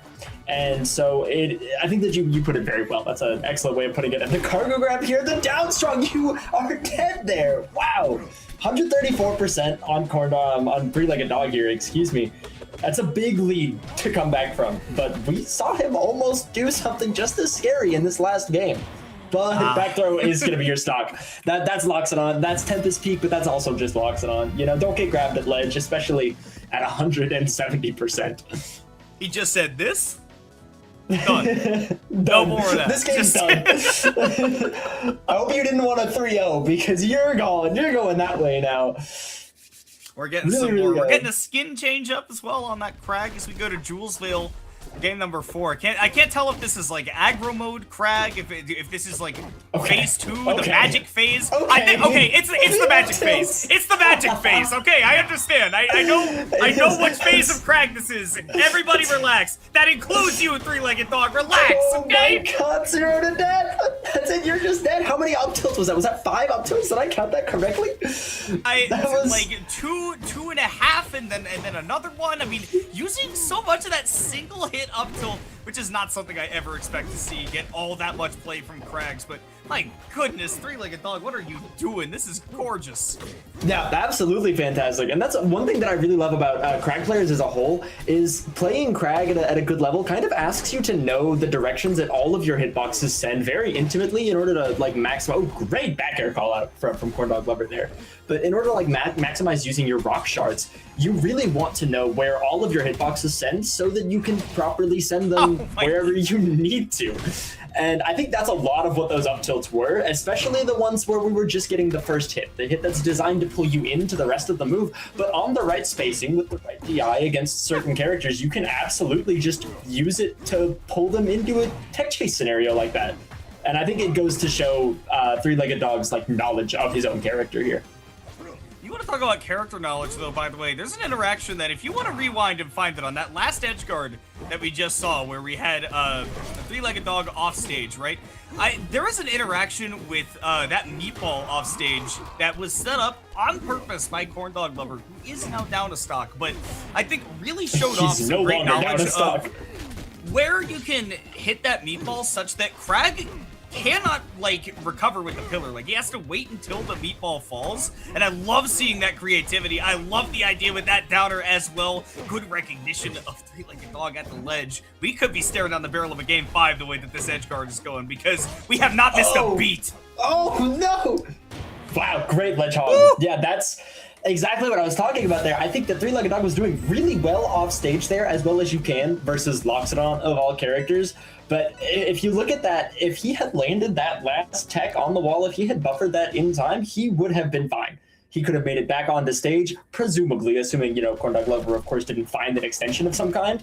But he could have made his way back onto stage, and we might be looking at a different scenario here. But one missed tech cost him the stock and the game, and now we're in game 5 in winners semifinals.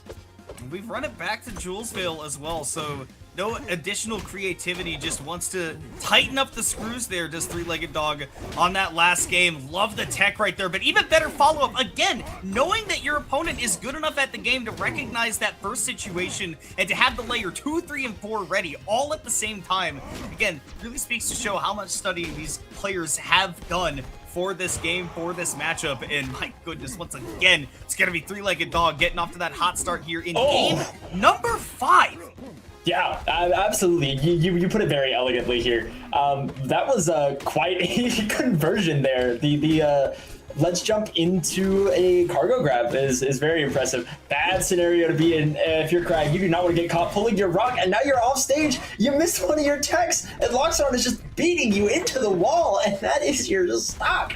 I mean, it feels like all of these stocks almost look like 0 to deaths. It looks like one person gets sent off stage or gets put in a precarious position of some kind through some mistake that nobody could possibly foresee, resulting in the stock, and yet both of these players are so hungry. As soon as they smell blood in the water, it's just they're going straight for it.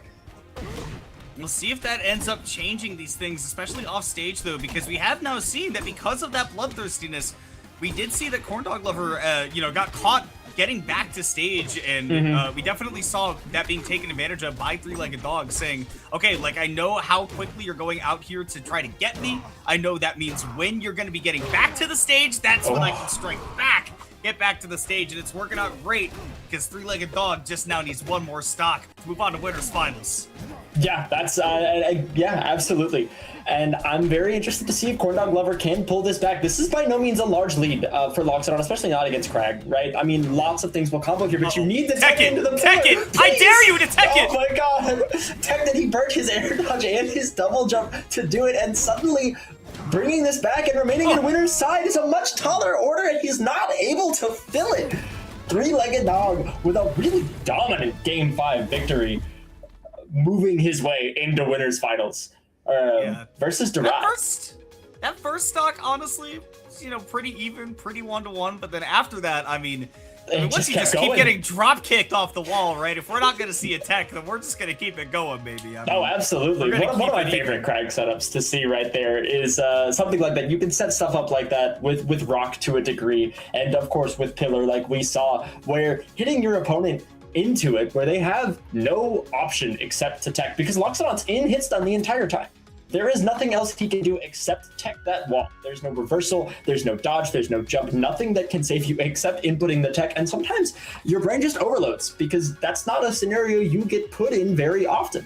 And I think that's a little bit of what we saw. And Corndog Lover, unfortunately, was not able to bring that back. And Three-Legged Dog found that punish. And that very good stuff does book that ticket into winners finals, as you said, for Three-Legged Dog going to be taking on Durai up there. Don't know if that's going to be our next set. I can say that we know that Corndog Lover is going to be playing against Sayworm in a bit of a Loxodon ditto, unless things have changed, which is entirely possible. But as far as I know, that's two Loxodons that are going to be going at it. So the vibes, it's just going to be hitting each other and teching the stage. You've seen it before. You know what the Loxodon ditto looks like. It's something incomprehensible unless you're incomprehensible to the non-Loxodon main mind, I must say. There's a lot happening there. And the winner of that set will be going on to play against Bird, who secured a 3-0 victory against Rhyme. So good stuff to Rhyme in this bracket. Solid 5th place showing. Did get a double frogged by the end of it, unfortunately. And honestly, like that had to just feel for Rhyme like playing 6 straight games of the same player just in a row, because like I was saying earlier, like Bird and Durai are two, if you'll excuse pun not intended, birds of the same feather. Come from the same cloth, as it were, if you want to go the non-pun route, right? But right. Be seeing how that goes along. I do believe we're actually getting winners finals here, so we'll be seeing a little bit of Rano x Crag Durai versus Three-Legged Dog, which I'll say to you, Flicker, because you were talking about how, okay, maybe it's not the best matchup, but I do enjoy playing against Crag as my character. And I didn't mention it at the time, but now it is pertinent. I feel the same way about Reno versus Crag, because there's something about comboing that beetle that feels good. I don't know if it's just because he's shaped like a ball and that it feels like I'm like playing hacky sack or something, but something about comboing Crag is just feels so satisfying. Good. And it's not even just a character-specific thing with who I'm playing, right? Like I said, I've played a lot of characters in this game to a decent mid-level, and it's true of all of them. I have never not liked fighting Crag. When I played Crag, I liked the Ditto. When I played Maple, I liked fighting Crag. Clarin, Loxodon, Olympia, the list goes on, right? I think it's just because he's round. I think it's just because he's round. Yo, when Gooey comes out, that gonna feel good as hell. It's comboing over. him. Oh I'm playing sandbags with his ass. I'm really excited. Doing an air roulette. Air roulette. Yeah, I'm really excited for this one. I think Rano and Crag are both two very, very fun characters to watch.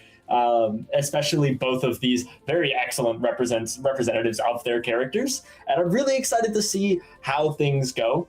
And I'm very scared for whoever does not come out the victor in this scenario. You were going over the way that the losers bracket looks right now. And I mean, there's just sharks in this water down here. All of the sets that have been played so far have been very fast, and they've all been 3-0s. It's been a dominant scene from Sayworm and from Bird right now.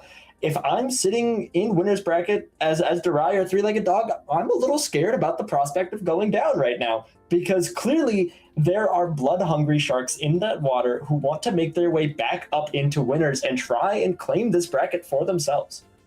Yeah, and it could be any of those players down there. I know that they are hungry to get back into this. I know that for one thing, if you want to talk about hungry, I mean, Bird was not able to down the Corn Dogs the way the Corndog Lover does. Got sent into the losers bracket 3-1 earlier, but Corndog Lover comes out on top of Sayworm in that set that's going to be played off stream. Then that run back will occur to see who's going to at least get on the podium and perhaps further. But that's again, that's going to depend on how that Lox Ditto goes, which as we've said before, that can go either way. I mean, you might as well just be you know, just digging in your pocket and you go, okay, you know, I got a coin, call it heads, yeah, it's okay, yeah, it was heads, all right, there, I get that first stock, all right, run it again, okay, gotcha. Gonna flip it, you know, call it. Oh, fumbled it. What is it? Heads? Yeah, it's heads again. All right, I'll get that. I have 3 stock. That's just how the matchup goes. That's exactly how the matchup goes. Actually, I've heard it said between a lot of Loxodon mains that it's a losing matchup. I don't think I've heard nobody refer to the Ditto as a losing matchup before, but that is how it feels sometimes, because in the way that I said before that Loxodon and Crag feel like they complement each other perfectly, and that their strengths opposite their opponent's weaknesses, making it very easy to capitalize on.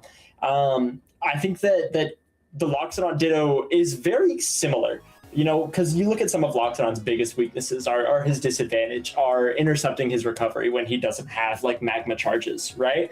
And Loxodon has some of the most oppressive advantage state and edge guarding in the game right now, especially in this current meta, right? And so when you're playing that in the Ditto, it's terrifying. it's absolutely terrifying, because even though you know your opponent's tools as well as you know your own, if anything, it feels like you're getting a glimpse into your own future, because you know what you do to other people when they're against the wall in the bottom blast zone. So you know what your opponent can do to you, and it's scary. It's not exciting. It's in much the same way that I used to describe the Fox versus Luigi matchup in Smash 4. That I said, listen, you can't talk about this matchup as winning or losing, and it's not because it's 50-50, it's because it's 70-70. Like, that's what a Loxodon Ditto is as well, right? It doesn't feel even until it does. It only feels even once you zoom out. But until then, when you're in there, it doesn't feel even no matter what side you're on. That's, I think, the perfect way to put it. I think 70-70 is fantastic. That's a great way to put it. But finally, we're here. We're headed into winners finals. Durai versus Three-Legged Dog. I'm really excited about this. Oh yeah, I mean, like I said, you know, it's one of those matchups that I think that the Rano player has fun in. But that is also at least contingent on, you know, being able to hit your opponent. I'm sorry. We don't get to see Rano. Forgive me for being presumptuous that I would see famous Rano player Durai play Rano. No, it's Orcane. Everybody's favorite. Everybody loves Orcane. Everybody's picking up Orcane. We saw the Beastly Orcane at Comic Palooza this year. We saw the Plup Orcane at Evo, of course. We're seeing the Durai Orcane right now. People I didn't even know had an Orcane are pulling up to winners finals with an Orcane. This guy is everywhere. This guy's everywhere. What's going on? Well, there goes everything I was already prepared to talk about for this matchup. This is interesting. And okay, so we've seen the game plan here.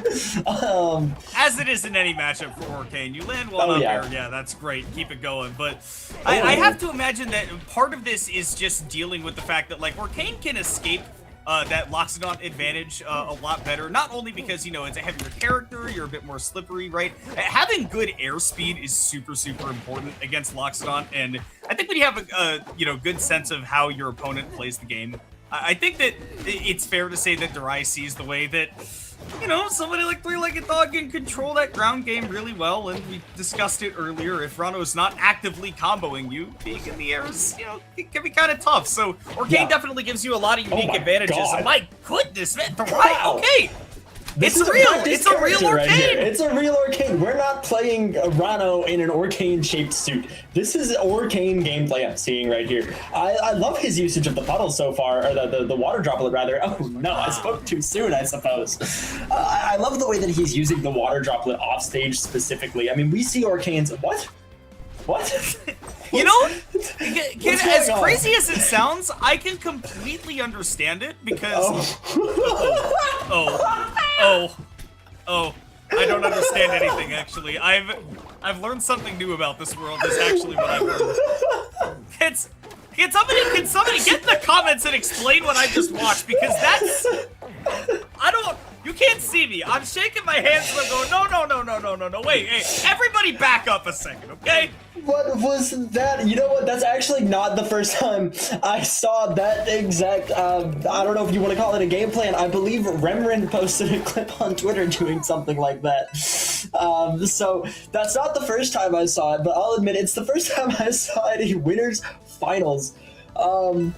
What I'm sorry do you to do say if it. you're I'm three-legged sorry dog? to say it. Be mad at me if you want to, but get literally shit on. Like, there's nothing else to say. Like, I don't know That's how what it else was. to describe that That's when stock. Rin Like, captured the clip. She posted that clip. She captioned it the shitter. the shitter. He's dead. What happened? I looked away for 10 seconds. He's dead. Okay. Okay. I understand the vibes now, and I'm sorry to everybody that I tried to take this seriously for a moment. I don't understand anything. I've never understood anything a day in my life, I don't think. All Awesome. right, well let's get into Danger game 2, dead. shall we? Okay. Shall we get into game 2? No, Let's move on to actually, the second no. stop. You know what, Flicker? I changed my mind. Actually, we don't really have to be honest. We can I think just it cut can to speak game for 3. itself. Okay. I think it can. I that's think it awesome. can speak for itself. Okay, great tech, Okay, great tech from Free Three-Legged Dog. Yeah, I saw him down there. I didn't think he was making it back. So really good, speed making his way back on the ledge and great tech. Oh, just barely with the good hitbox of the back air, and wow, Durai going deep for these edge guards. But of course, he can teleport back to stage whenever he pleases. Right, going deep for an edge guard as Orcane is far from a scary thing to do. Now, Crag, on the other hand, I was about to say on the other hand, no, it's the same thing. He gets to put up a wall and stand on it. Yeah, he can just decide he wants to take a rest and hang out on his little pillar down there. Okay, good DI. Good! Right there, recognition of where, Durai where the bubbles are going to go as well. Calling out that jump with that forward air. Definitely one of the things that Crag loves to do is say, okay, you want to jump from ledge. I know you think it's safe, but I got one of the most powerful forward airs in the entire game. Yeah. Oh, wow. Wow. Okay. Three-Legged Dog is in it.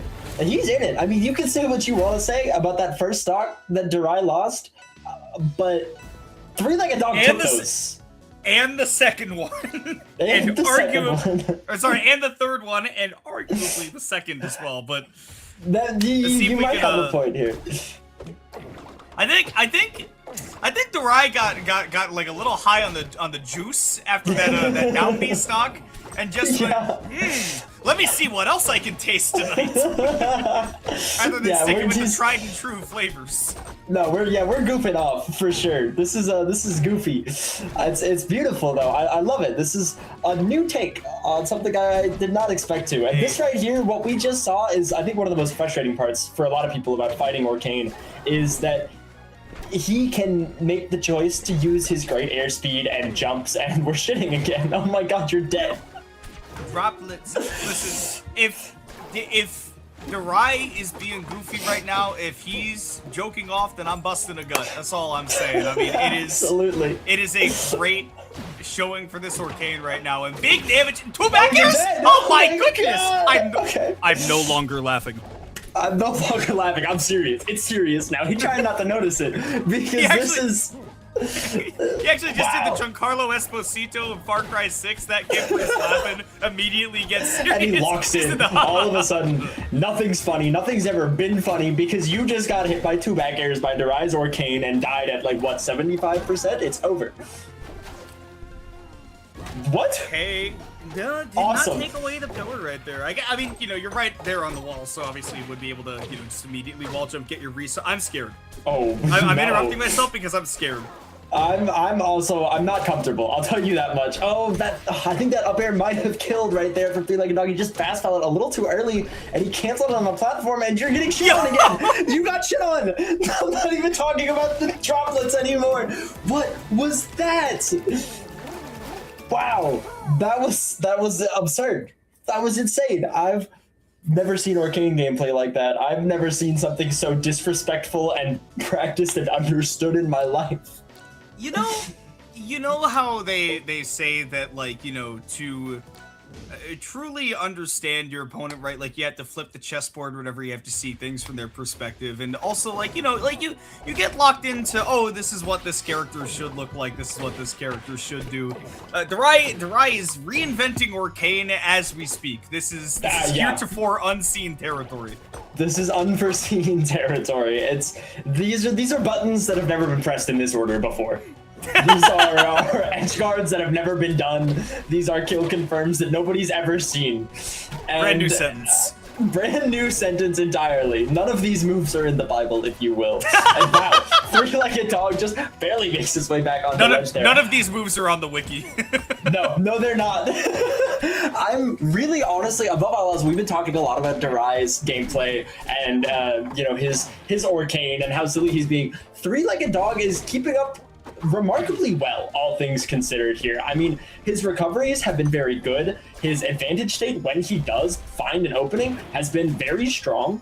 And he's doing a very good job of keeping up with this, I think, as much as anybody can. Because you also have to realize that in the time that he spent between the last game and this one, he was probably preparing to fight Arcane. Or not Arcane, excuse me, Rano. He was thinking about Rano and how to play Crag versus Rano. And now, he's fighting in Arcane. Ooh, and he's doing very well adapting on the fly. Fantastic conversion. No, that is a great example of that. That was a wonderful edge guard, and like really well improvised too. I don't know if that's something that you think of normally against Arcane, but that looked so practiced. And again, one of those niche situations for a matchup that, like you said, might not have even been like immediately ready for. So I mean, that's three-legged dog showing off like, hey, I got this character knowledge for every character in the game. You want that smoke? I'm ready to give it out. Absolutely, and give it out he is. What's going on over here? Why are we hanging out? Yeah, I mean, give it out he is. Like, that is, I mean, back air into forward air is nothing new on Crag, right? But wow, yeah, sure, I understand. And free damage, why not? Yeah, absolutely. And man, you know, I mentioned it before during the three-legged dog and corn dog lover set. I really admire how three-legged dog is mixing up his cargo tosses, and it was really hard for Corn Dog Lover to find the techs or the correct DI, but Darai has been ready almost every single time, right? Like, every tech from a cargo toss has been found. Every DI looks like it's been gone the way that he wants it to, and that's impressive, because that's not a reactable move necessarily. Yeah, it's tough to be ready for sure, but I mean, you know, if you've been around the block, you've seen a Krag once or twice, especially at the level that Darai is playing at. What? Oh, interesting idea right there from Three-Legged Dog. Wasn't able to find it. Again, though, showing off those improvisational skills, does still need to find that setup into that final hit, right? Because on Fire Capital, even as strong as single hits from Krag are, I feel like, you know, a straight hit isn't necessarily going to do it unless you're, like, right at the corner of the stage, because or can be heavy. Yeah, he is. That whale is heavy. That whale moves, and it is very easy to forget because he's small. And coming from like any other platform fighter, you're going to see a smaller character who moves quickly, and you're going to assume that they die early. That's not true. That's not true of the whale, especially not on a stage like Fire Capital. Goodness, and here we go. Does get that side B to connect, so able to jump out of it, immediately start acting. Yeah, the way that Darai's been playing around that rock, I don't even know about pulling it anymore. See if we've got that recovery online. Actually waits to pull it so that hitbox can connect. Still just trying to battle out of that corner. Not able to find connection. This could be it for Darai stock, as it turns out. I thought that was the end of the set, but there was like 2 reversals there. 200% here is impressive. Living the 200% against Crag is no easy feat. Yeah, the soft forward air is gonna take it. Wow, I'm shocked that I was in doubt there, honestly. But Three-Legged Dog, you know, making his way over to the ledge, trying to find some invulnerability to reset back. But wow, the back air is going to take it, and Darai with the taunt. Wow, that was a set. That was a set that was played at Hop On 73 in Winners Finals. We definitely watched a set get played. That I cannot deny. And Darai bringing that Arcane out. You know, I know that it's a character that, you know, he's played in the past. There are a lot of characters that I know that Darai has played in the past, having been a veteran of Rivals for so long. But of course, Right. going to a bracket, I expect to see a lot of the Rano, but I stand corrected. That Orcane was moving. They were moving. There was movement there, and now I believe we are moving on to our losers semifinals. Looking back at the losers quarterfinals matches, we did have Sayworm versus Corndog Lover, and Sayworm was the one to take it in the Loxoditto 3-1. So very, very congrats to him, and shout out Corndog Lover for making that top 6 spot there. Really, really well played. From him. I really enjoyed watching those sets that we had from him on stream earlier. But Sayworm and Bird is a set I'm really, really excited for. I think I've said that before every set tonight, and that's going to continue to be the case if I'm being honest, because we've just got banger after banger going on. Listen, I mean, we get to watch Rivals played, and not only that, but played at a very high level as well, because that's what you expect. The West Coast overall is very strong, but especially the Northwest, right? There are a lot of killers, and it's not just in the Northwest of the United States as well, because of course you got Bird hitting up on the screen, coming from the great grand old land of British Columbia, bringing that Rano, like I was saying, back out of a bit of a medical leave, right? But Sayworm as well, also coming from the Northern Lands. Northern Lands? Northern Lands. I am on one today. Hey, I'm gonna take a sip of orange juice after this. But Sayworm also coming in from British Columbia as well to battle it out here on Hop On. This is not country restricted. You just got to be over on this general area of the map. But forgot what side I was on. But yeah, it's reversed. It's reversed. It's okay. You got to be like right out there, Yeah, really, really exciting. And that just goes for the players, of course. We won't talk about where either of our two commentators might be from. Their location within the continental United States isn't that important, really. Say from Texas, perhaps. Hey, listen, you've got Beastly. You've got Beastly. That's something we got Beastly. We got Beastly. That's true. That's that player is rather good, even if he may be my son, but also Beastly, go to hell. I love you. Anyways, we're getting into game number 1.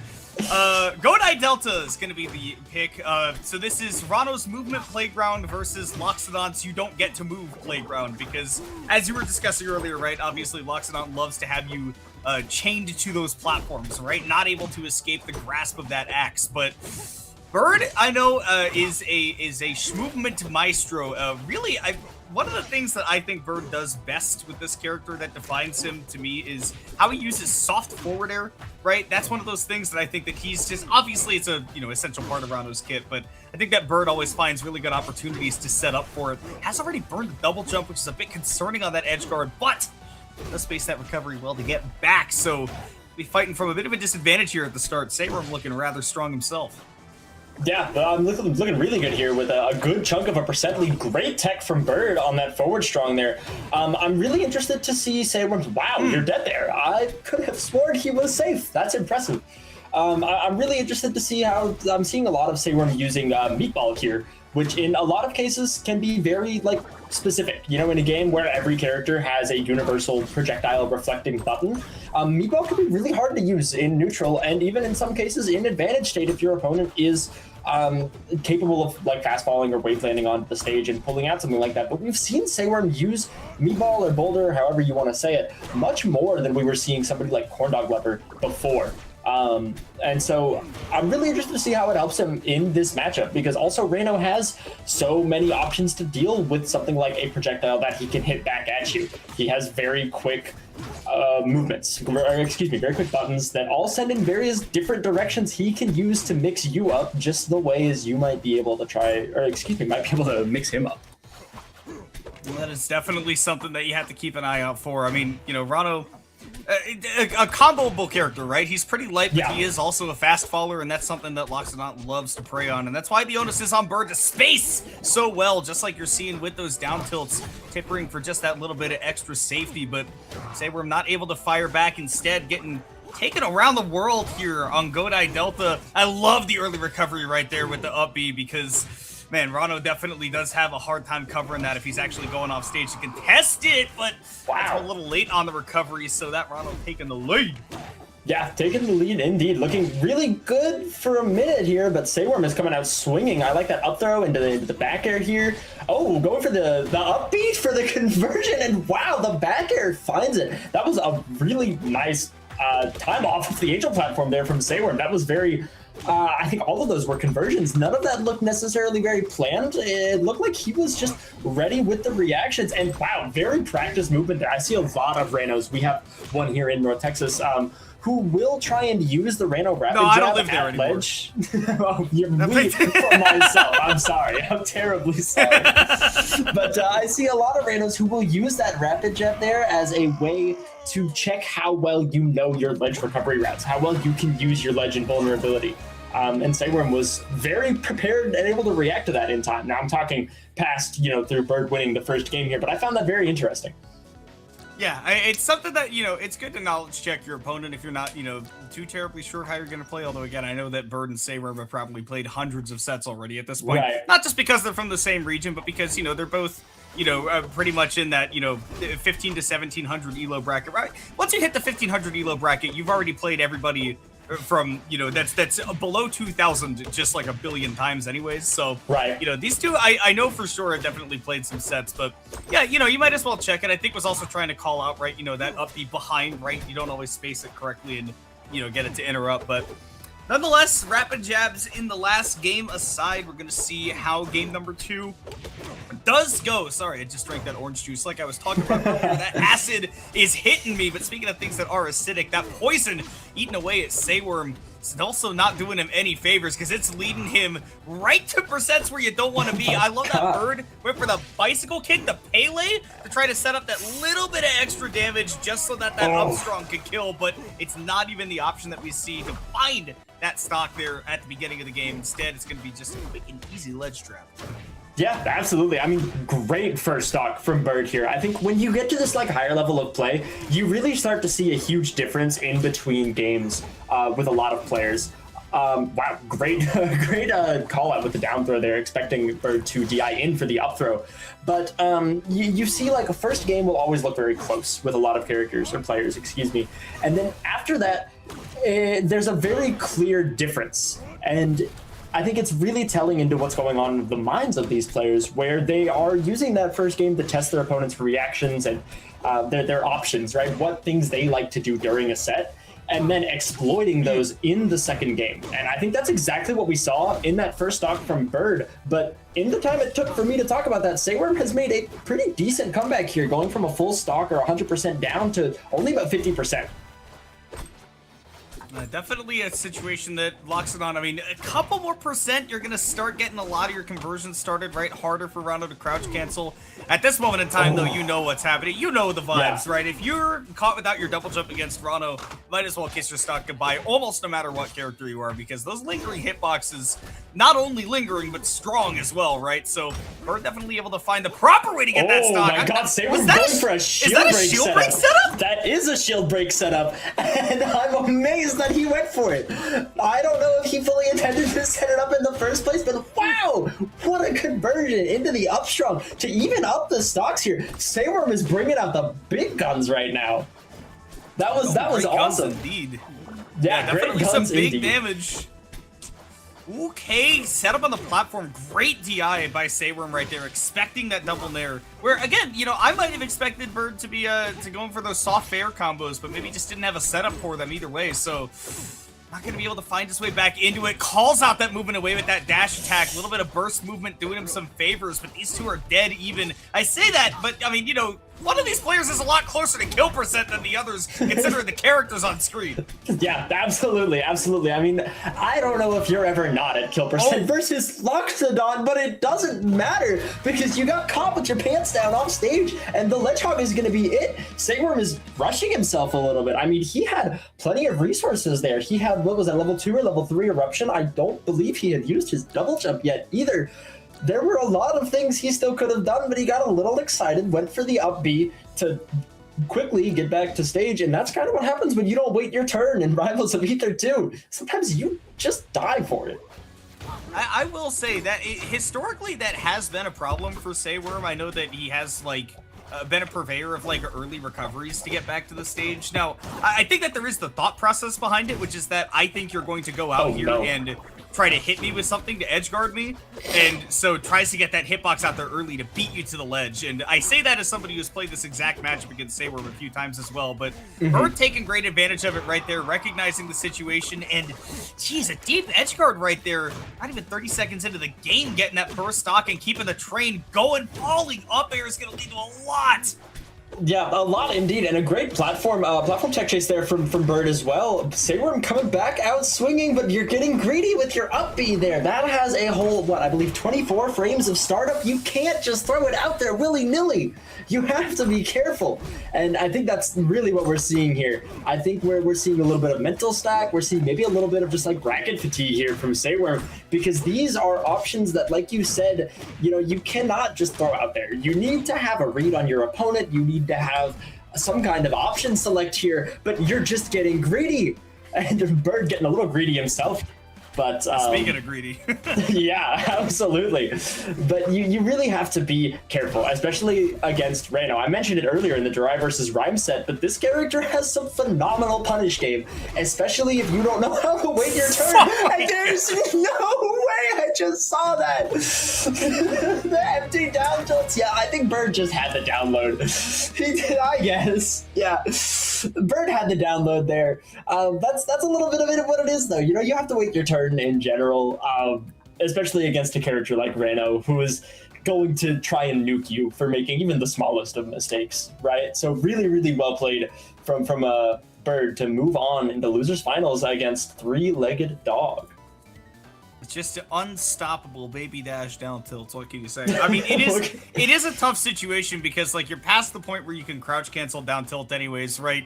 Spacing is going to be really hard to get around. You don't really have any reliable combo starters, right? Like the only thing you can really try to do, seeing that train coming, is try to like time like a down tilt to low crush, but that's not always good. Like it's a tough situation because I mean, Bird in that situation is doing that. But he's also, at the same time, the message is not just, oh, look out, I'm going to get you. Like, here I come. But it's this isn't the tickle monster, you know? The message is also that, you know, hey, I want you to jump. That is broadcasting in big flashing lights the word jump above his head. And it's a dare. He's daring you to jump because the moment that you try to escape to that platform, that upstrong just as easily is going to come out and slice you in half, right? And, you know, even if he isn't able to find that, right, then any sort of air-to-air can come out as well. So, you know, it's a tough situation to be in there at the end, but Bird, you know, found the win condition, played to it, said, I have my combo, I have my percent, and I'm not changing the move that I'm using. Yeah, I think that's exactly what it was. I think, you know, that was the download. That was the recognition of you don't have the patience. You haven't had the patience. I'm going to force you to make a decision right now. I'm going to apply some pressure and see what you do about it. You know, he's the down tilt there with Loxodon. You don't have very many options, right? Because at first, I believe Saworm was shielding them, but the pressure was closing in. The baby dashes were coming, and you don't have an out of shield option that's going to reach. It was a dare to jump, and it was if you jump, you're going to eat a sweet spot forward air. You're going to eat an up strong. Something that is just going to take your stock. And Saworm was in the corner. His back was against the wall. It's not like he could just retreat back and reset to neutral, right? He was just in a very precarious position, and he lost that knowledge check. So really, really well played for Bird to identify that win condition, that target in his opponent, and apply that pressure perfectly to find that stock to take the game and the set. Good stuff indeed. So like you said, moving on to losers finals, of course, Durai with the Rano and Orcane is sitting in grand finals, but yeah, we still got that Rano of Bird ready to go at it. Perhaps the Orcane, who knows? Because we did a lot of assuming that Durai was going to be pulling out that Rano against the Crag of Three-Legged Dog, and then of course ended up seeing the Orcane as well. And listen, again, you know, I don't particularly ascribe it as a good matchup for Rano. I don't know if I particularly describe it as an unwinnable matchup either, but, you know, counter picks available or not, you know, I know that Bird is well known for the Rano over anything else. Three-Legged Dog is almost certainly going to be sticking with that Crag, because as you saw, was ready to take on a Rano with it anyways, playing it in winners finals. So once again, just waiting on Three-Legged Dog to, you know, finish you know, looking over the matchup notes, whatever it is, but Right. you know, should be in soon. Does give us an opportunity, by the way, to plug. If y'all are watching, by the way, 50 of y'all, welcome on in. It's good to have you here for the Hop On Rivals Weekly number 73. We've been doing a heck of a lot of these over time, but if you want to continue to see more of these to help support the Hop On tournaments, and particularly for tonight to support these players that are in the bracket, I would recommend that y'all check out the Matcherino. And in fact, I'm just gonna do it for you. I'll type in exclamation mark Matcherino in the chat for you right now. Look, Stream Elements just posted it. You don't have an excuse to not check it out. You can go there. You can do just like click a couple buttons and you can help support the players that are in here, because if you put money into the pot, guess what? Matcherino is doing just the same thing. And that money is going to go towards players here tonight. That's going to give them something to play for. It's going to give you some hot sets. And of course, it's going to support Hop On as well. So again, I put it in chat. The link's right there. You can read all the stuff that Stream Elements just put down for you. You can add the pot. You can claim the code on there. And if you don't know how Matcherino works, you're going to learn today. You gonna learn today. Yeah, absolutely. You can go ahead and claim that free code. Donates a quarter directly to the pot, which will all go entirely to the players. So really, really cool of them and for Hop On for having something like that available for you guys at home to support Hop On, and really, really excited about that. I'm really even more excited to get onto this set. Three-Legged Dog is now in the lobby, and we are gonna get moving. Maybe now we'll get to see that Reno Crag. Yippee! I'm really excited. It's gonna be fun. Assuming we get the Reno Crag. Maybe Bird has a secret arcane too. Well, I say secret, but you know. You know, everything's a secret with this guy. You know, the enigmatic individual hailing from the Pacific Northwestern region of British Columbia. What an enigmatic region that is. Sorry, if you can't tell by the way I'm talking, I've been watching nothing but Columbo for the past 2 days. You know, oh, that boy, that Lieutenant Columbo, he's just terrific, isn't he? You know, my wife always used to tell me about this Craig fella. I think he's just a real nice guy. Oh, and before I go, one more thing. Narai, I heard you were a Toronto player. Somebody told me you were playing Arcane. That just felt it didn't really add up to me. I'm probably overthinking it. Enjoy your night. Fantastic. Brilliant. There she goes. She's gone. Okay. Well, I guess we're gonna head on in to losers finals. I don't know where Komoda's gone. Oh, okay. There she's back. Okay. Awesome. If you can't tell, that in the industry is called vamping, when you have a lot of time to fill, when perhaps your players haven't shown up for a minute, and you need to fill an entire minute by doing a Columbo bit. Anyways, we got game number Fantastic. That's awesome. I can't wait to see it on Twitter later. But we're going in Three-Legged Dog off rip with the rock pull, and Bird matching that pressure very quickly with some buttons of his own. And wow, the triple bicycle kick into the edge guard situation off rip. Great tech from Three-Legged Dog, but here's the down tilts. Once again, just like the down tilts before, Bird was... Oh, what? You're dead. What? Okay, but Bird was again begging his opponent to do something. Before with Sayware, we saw him asking his opponent to jump so that he could punish that. This time he was begging Three-Legged Dog to DI out. Crag, being the big body fast faller that he is, would end up down in the perfect spot for a little nasty axe kick from the Frog. So really, really nice conditioning and option select from Bird here. Ooh, great recovery right there. Gave Bird some options to react, or talking about options, right? Being able to react that time to where the Crag is to try to make it back. Got to deal with that rock, but well timed on that upbeat. Getting right through that briefcase, coming on down on top of his head, and now here we go. Needle slides. Doesn't get the max speed or distance off of it, and I don't know if that was on purpose or not, because felt like he maybe could have gotten a little bit more out of it, but nonetheless, Bird is going to be taken to the hooks right now up top. Get that down strong right there. So Three-Legged Dog getting up to the lead here. Even though Bird got that nasty first stock SD'd, and it looks like it's going to cost him a heck of a lot the way this game is going right now. Yeah, absolutely. And that Three-Legged Dog in a not so nice position here, but he makes his way back up, and we're seeing the return of these tricky cargo throws again. I'm really, really excited to see how Bird deals with them now. I'm honestly just excited to have Three-Legged Dog back on my screen, if I'm being honest with you. I love Crag. I love the Beetle. and everything about it. But oh, the DI on that forward air is going to take your stock, but he's coming down off the Angel platform, swinging with the back air and the forward air, and Bird is ready to match that aggression. But the nairs are coming out. Here's the back air. What are you going to do? Ooh, hold on a second. Tech chase situations. There's that sour fair we were talking about earlier. Bird loves it so. Forced to do that high recovery, though. Not going to react that time, though. You know, we are playing online, and even though the netcode's great, sometimes there are just some things you don't have the confidence in, and it looks like Three-Legged Dog is paying for it dearly. Still not in that window for those needles to take out that filing cabinet out there. That pillar will stay intact. Arc's completely over it! Wow. And Bird nearly lost that stock! Somehow it did come out with that first game, but that was danger! I think Three-Legged Dog was DIing to attempt to land on top of the pillar and just missed it. And then, yeah, Bird almost killed himself before it, yeah, Bird almost lost the stock. Almost SD'd before that. But you know what? Three-Legged Dog taking it like a champ in the chat with the messages. I love the emotes in this game. They're so wonderful to see. He said, let's flip a coin. I was like, yeah, I got you, bro. Like, you were doing that earlier. Maybe he's watching the stream. I hope not. like I've said anything bad about Bird so far. You're a dork. Okay, game 2. Turn off the stream, Bird. Lock in on this game. All right, so back to Julesville. Definitely been the fait accompli, which is not even the correct time to use that phrase, but you know, it's the place to go.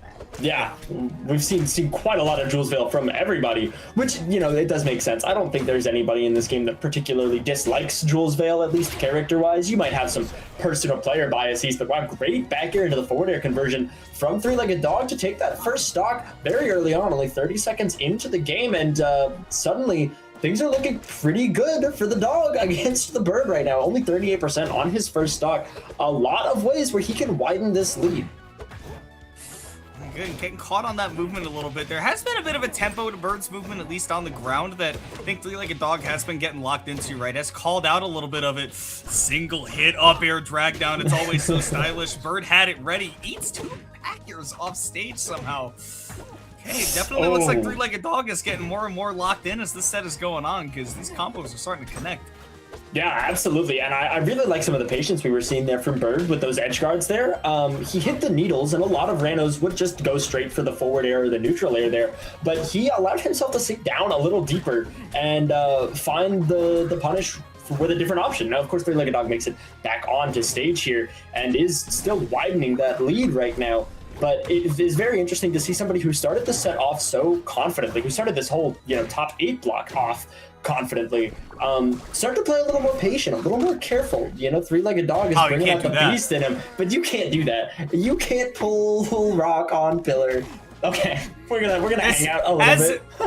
as Street Fighter legend Punk once said, the Knuckle Dude, no, you can't do that. No, you can't. No, you can't. It's very tempting. You can't do that? Nah, bro, you can't do that. It's very tempting as Crag to want to pull the rock on pillar and use it to, like, you know, helping your recovery with some of your side B cancels, or throw it to add pressure to your opponent who might be edge guarding you. But wow, what a conversion! Oh no! Oh, great tech. Air dodge back onto the pillar. Oh, no ledge there. Just barely finds it. Bird not quite finding the ledge hog. Getting a little scared. In shield there, you had your shots.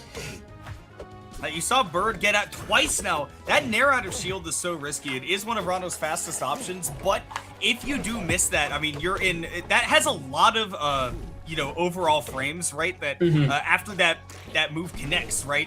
There are a lot of frames to punish that, because you can't, you know, hit fall if you hit somebody's shield. Doing that nair out of shield is really, really dangerous, especially in that situation where your opponent's also shielding, because they could get that big punish on you. And speaking of big punishes, found you in your own bubble, shall we? I'd actually really like to talk about what we saw right there, because I've played a good chunk of Crag in my, I believe he's my most played character right now, actually.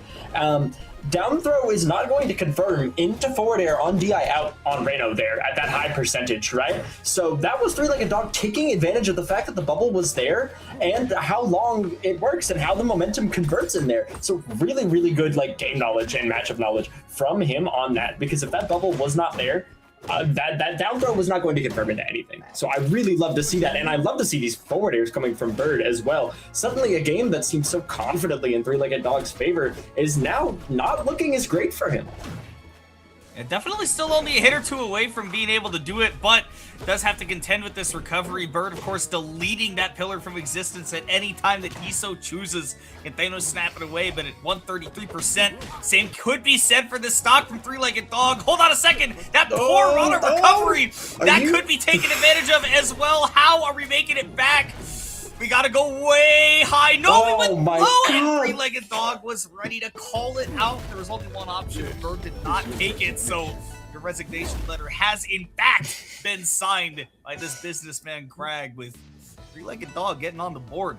Yeah, what a fantastic sequence from Three-Legged Dog. That was beautiful in all respects there. I loved the patience. I loved the confirmation with a lot of the moves there off stage. I love going for the cargo grab there, knowing full well, like we talked before, knowing that his opponent is good enough to DI properly, to not just get thrown directly into the blast zone, but still opting for some of these silly tech checks, right? Like, how are you going to react to Pillar, for instance, which we haven't seen him use in that scenario during this set yet, right? And Bird was ready for it, but ultimately he decided to recover low instead of high, and Three-Legged Dog was ready with the punish on the Ledge Hog there.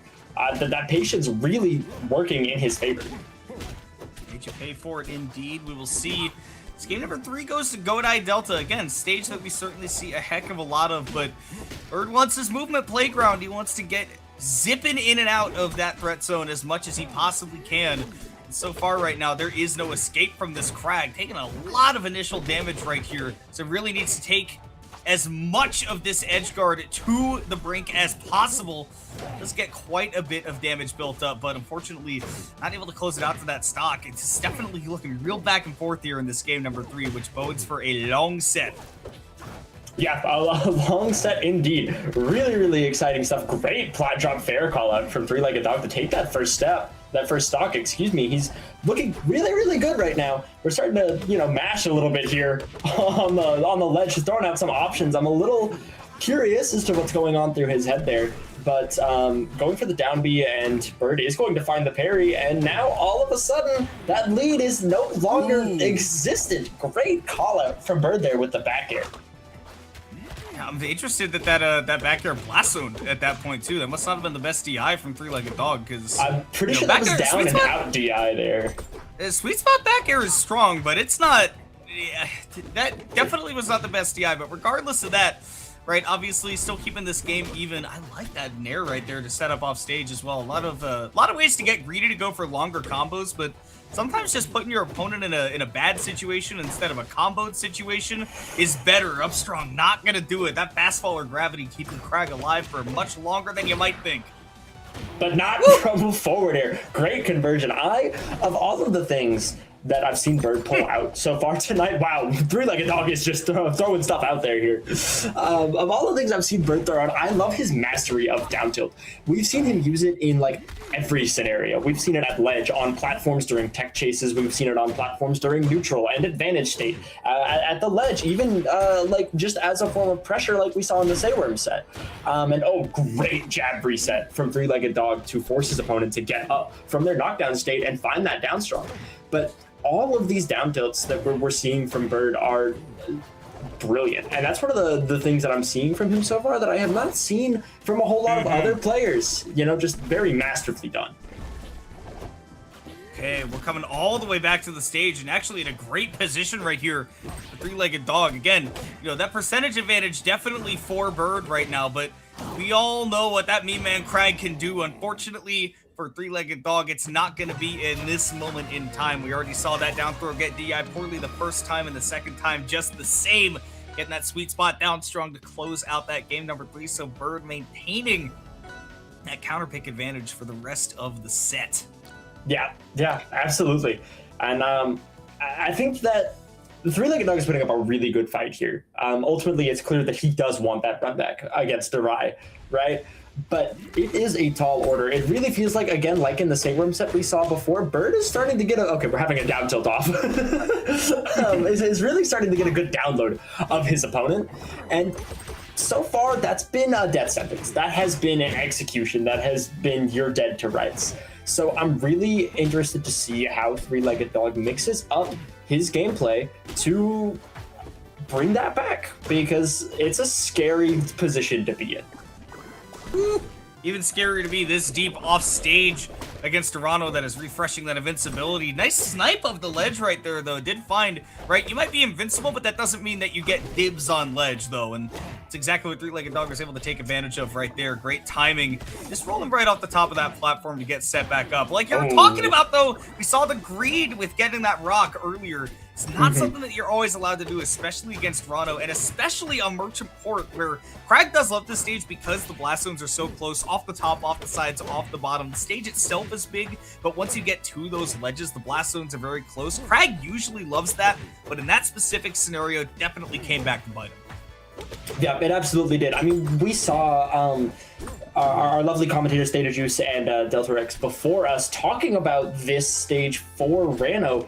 He likes it. He likes it quite a lot, and Crag does as well for the same reasons you were just talking about. Excuse me, but it can be very scary. They talked about this during the Corn Dog set, right, or game rather, where it's good to know where your character is performance-wise on stages, but it's almost more important to know where your opponent is, because right now Three-Legged Dog has been stuck off stage for a while and we don't have Pillar, and that's his stock.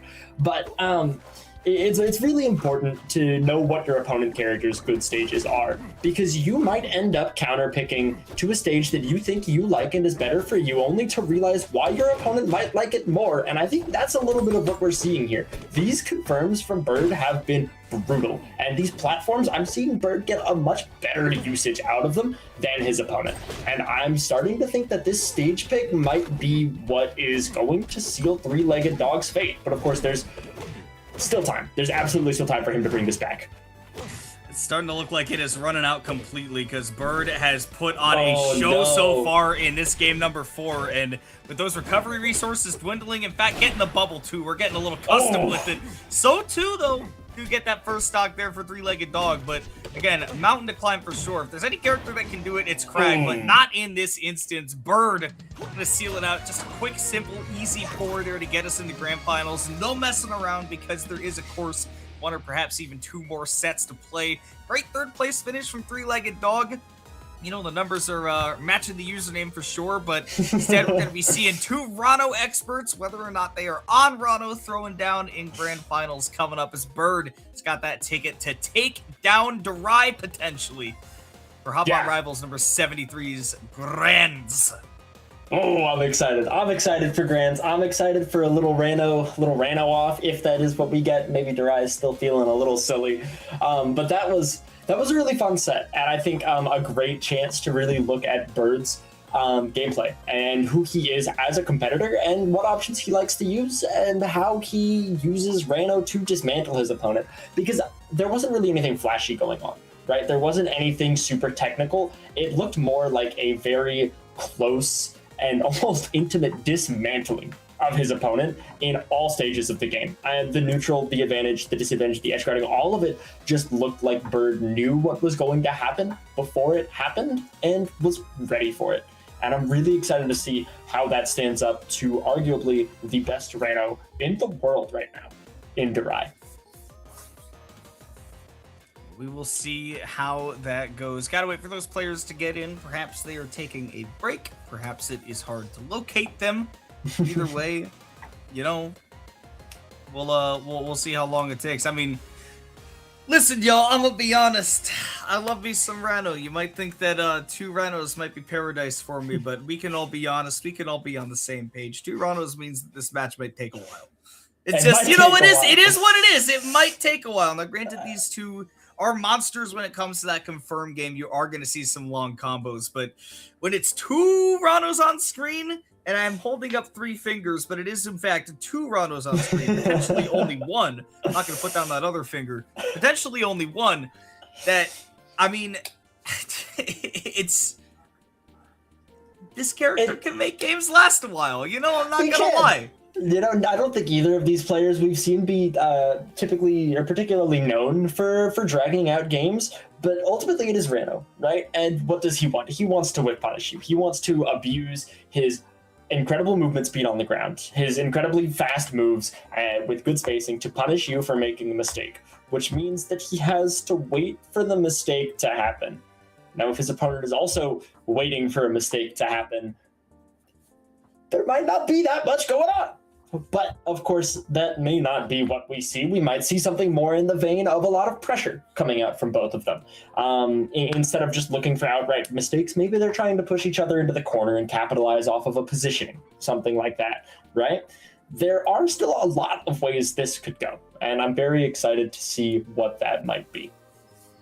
I know that Darai is, coming in as the provisional favorite. I mean, depending on what coast you're on, right? Some people will tell you that Toothbrush is the best Rano. Some people will tell you that, Darai is the best Rano. Some people went into a coma when this game came out and will tell you that Leffen's the best Rano. But, aside from that, right, you gotta remember that, Bird has always been there and putting up big numbers. And, especially for somebody who's been, taking Would you have the Arcane? Okay. We might, but this I completely understand because one, I know that, we already saw it. Darai has that Arcane in the pocket, has tried to avoid some matchups. And I know that a lot of people who have a second character just like to try to avoid the Ditto whenever possible. I know that, Beastly did that for a while, play Olympia whenever there was a Zetter Ditto. And Olympia matches up fairly decently into Zetterburn, right? But this will be another one of those scenarios where I think that the Arcane does actually match up relatively favorably into the Rano. So we'll see, right, if Darai can continue to put up those great numbers that we've seen as we get grand finals started here. Thank you to everybody who is currently tuning in to Hop On Rivals at this moment. You are getting a treat for sure watching British Columbia and California throw down. We'll see which one of these two will come out on top here in Ethereum Forest. Game number 1. Yeah, game number 1 of what could be 10. Looking really good here. We're already only 30 seconds into the game, but Darai sitting at a not so comfortable 101%. That back air, great DI from Bird. I think what we saw a lot of the last Darai Arcane set was a very good and confident ability to put you in a position where you're going to get hit by back air, maybe even a second one, right? Great forward air from Bird. Wow. Yeah, so I'm very interested to see how Bird deals with some of these really good confirms that Arcane has and Darai is very comfortable using. Because when you think Arcane, you think slippery. You think pressure and corner because of the bubbles, and you think unedge guardable, right? But what we're seeing a lot of is a strength in these confirms with these excellent throws and some of these really good confirm moves from Darai. And I'm excited to see more of it. Oh, okay. Well, unfortunate SD there from Bird. We have seen both of these players be a little bit sloppy with these respective characters tonight. Not necessarily in, an objectively terrible way, but we have seen some mistakes, right, that have, voted for, Bird's been in some awkward positions, left without resources. We've seen a couple of SDs, or at least close to them from Darai, right? Or something that could essentially be constituted as one. And seeing a little bit of that here from both sides in game number 1, and it's led to somehow being a pretty even game. Yeah, a pretty even game indeed. So really, really good show from both of these players so far. And right now, Darai in a very precarious position here, still opting not to use the puddle to make it back on stage, but there it is. That's the scary part with Arcane. If he has that puddle on stage, it's not like you can get rid of it. Great confirm into the down strong there, but it's not like you can, get rid of it. He's going to wait for you to pick an option to cover. Are you going to go and cover the puddle, or are you going to come out here and edge guard me? And the second you commit to one, he's going to choose the other. And there's just nothing you can do about it, right? And that's a little bit of what we saw there. And that's, I think, one of the hardest questions to answer in this matchup is how do you kill Arcane off stage when he can just decide to not be in the scenario anymore? We'll see. Right now, the question is building up that damage if you're Bird right now, because the tides, the scales, they keep on shifting in this matchup. It looks like I'm playing Donkey Kong right now, jumping over barrels the way that Arcane is rolling around. But suddenly, again, the reversals of fortune come so quickly. Bird suddenly takes the lead, and then in just an instant, it's gone as well, with Darai sliding right in for that back air we've seen to devastating effect already in that winners final set. Now against another opponent doing just the same. And this Orcane, a couple mistakes here and there, but like you said, that offensive game just confirms the damage that this Orcane is putting out. This is the aggro Orcane that you are told to fear when you pick up this game. Yeah, absolutely. I think when you go on Twitter and you see everybody complaining about Orcane or talking about what's so frustrating to deal with, I think a lot of what people are saying is his aggression. It is almost unrivaled, it feels like. Some of these options that he gets to choose. You're right. But it is, it's very difficult to compete with. And Durai, sporting that feral tag right now, I think is a very aggressive player. And so seeing that on the Orcane is a very fun change of pace here. Well, speaking of fun, Orcane's known for the bubbles, but that Rano bubble coming in for him as well. Love going for the low recovery right there. Might have expected to see some more tricks with the side B off of that that Rano bubble, but instead still didn't make the way back. Nice tech right there, but didn't have any of the resources, didn't immediately have that Orca hop ready to get back to the ledge. And again, that's some of the sloppiness that I was talking about earlier, where it's not, necessarily, I fell off the stage and I died in a O.J. Simpson in the Naked Gun pratfall scenario, right? It's just, sometimes it's just, I was not ready to immediately, get this recovery that, if you're watching, like Maya or Plup or somebody like that, right? Dolphin Brick, that you'll see those recoveries happen immediately. But again, that aside, these games are so even because the damage output has been there until that happens. Okay, that was O.J. Simpson in the Naked Gun. That was him tripping over the bucket, falling over the boat, and going, oh no. Yeah, that was I don't know what that was. I don't know what to call that. I guess maybe we have some snapback or something here, but that's a big deal right there. When you're even stocks in grand finals, you don't exactly want to SB at 26% and just kind of throw away that whole stock. So all of a sudden, this game just got a lot more possible for Bird, and it isn't anymore because Durai found the bubble butt into the back air, and now we only have a 52% lead to deal with from Bird's perspective, and Durai is coming in with the bubbles and the neutral air and the wave dash back out of shield into the grab. Just really just well-rehearsed options here from Durai. Like we've been saying, that damage output's certainly there from Durai, which through combos all things are possible, but it's definitely Bird playing with that lead, and, like you say, pointing out the percentages because it's important. That's exactly where Rano wants his opponent, where he can start doing basically whatever he wants. Crouch cancels to take all that damage, though, and it's going to lead to it being lethal. Durai, even after a couple of really ill-advised plays off stage, does nail down that last stock. I mean, play it so well, and carrying the day into that stock, finding a fantastic conversion into the back air. No, say that again, man. This Orcane up 2-0 is looking just so lovely. Lovely indeed. Durai is looking very comfortable. And if he manages to take this next game, so we do have a stage pick change coming out from Bird, opting to give himself a little bit more space, a little more platform options. Space on stage and off with the blast zone differences, I should specify. But assuming Durai takes this game, which of course not done yet, but that would mean he made his whole way through top 8, only losing a single game to Three-Legged Dog. So really good showing from the Orcane right now.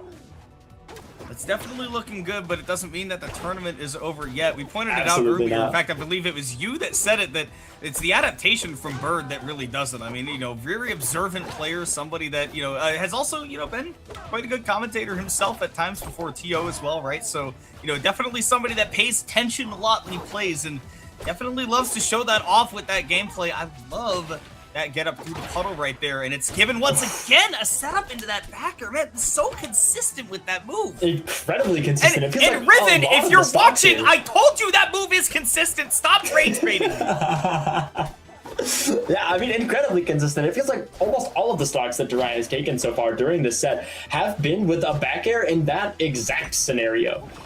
So it is very consistent, and that is, referring to the adaptation on Bird's part, exactly what I was talking about. I think Bird is a really good example of what a top player's adaptation can look like. But this is not a playground anymore. you're playing against a top 100, top 50, I believe, ranked player. I don't remember exactly where Darai was on the... Oh, Darai's pretty high up there. Yeah, he's pretty high up there. Higher than top 50 for sure. But very high up there, very accomplished player, but doing this for a very long time. So it's not like he's very shy to adaptation himself. And a sneaky little steal of the ledge here to take that next stack, which means Bird is on his tourney stock right now. If he does not take this game right now, then Darai is going home. I suppose he's already home, but a 3-0 victor in Grants. Darai is turning off the game, being the champion potentially, but yeah, we shall see. That forward air just breaks crouch cancel so early. It's not going to deter Bird just yet, though. Keeping that pressure on and trying to find a way back into this one. Up air setups are always what the Rano wants to see. Now we play the 50-50. Is it puddle or is it ledge? This time it's ledge. Getting greedy right now, Darai, looking for that setup. And again, just keeping that pressure on. We're just a couple hits away from this being over, Flicker. And he's looking for the back air there. Oh my god, and it's the puddle that takes it. What is that? I saw him running across from the stage there, and I was ready for another one of those slippery, tricky back airs. Komoda's not in her seat anymore. There she is. I was too late. I was gonna try to show how the stock ended. I was trying to get off camera early and just. You want to see how that stock ended? We just that's exactly what happened. Setting up his opponent to be standing on the puddle, popping the up B, and purpling at, what was that, 110% nonetheless? Wow. It was relatively early, but hey, Rano's a light character, so that'll do it. And speaking of that'll do it for us tonight. It's a dominant showing from Darai coming on in and taking everybody's lunch money. We saw a few people put up a good fight, of course, Bird. We saw get second place, three-legged dog in third, matching that username, but Darai, like we said it at the beginning of the block, right? Darai is just a wrecking ball when he gets going, and definitely put on a show. Yeah, there really wasn't any stopping him there. So what a dominant showing from Darai, and then really great gameplay from everybody all around. What a fantastic tournament. I want to thank everybody who tuned in here for our top 8 block. All 54 of you lovely people, and whoever else hung out beforehand. I want to thank our lovely hop on TOs for putting all of this together as usual, and of course to you as well, Kimona, for joining me here on comms tonight. It has been a wonderful time. Yeah, it has definitely been lovely, and we're going to be sending y'all home hopefully happy, hopefully full of that rivals that keeps you going for this game that you love. We thank you for your support, and we're just going to be sending y'all home. So peace out, y'all. See you next week. Thank you, my friends.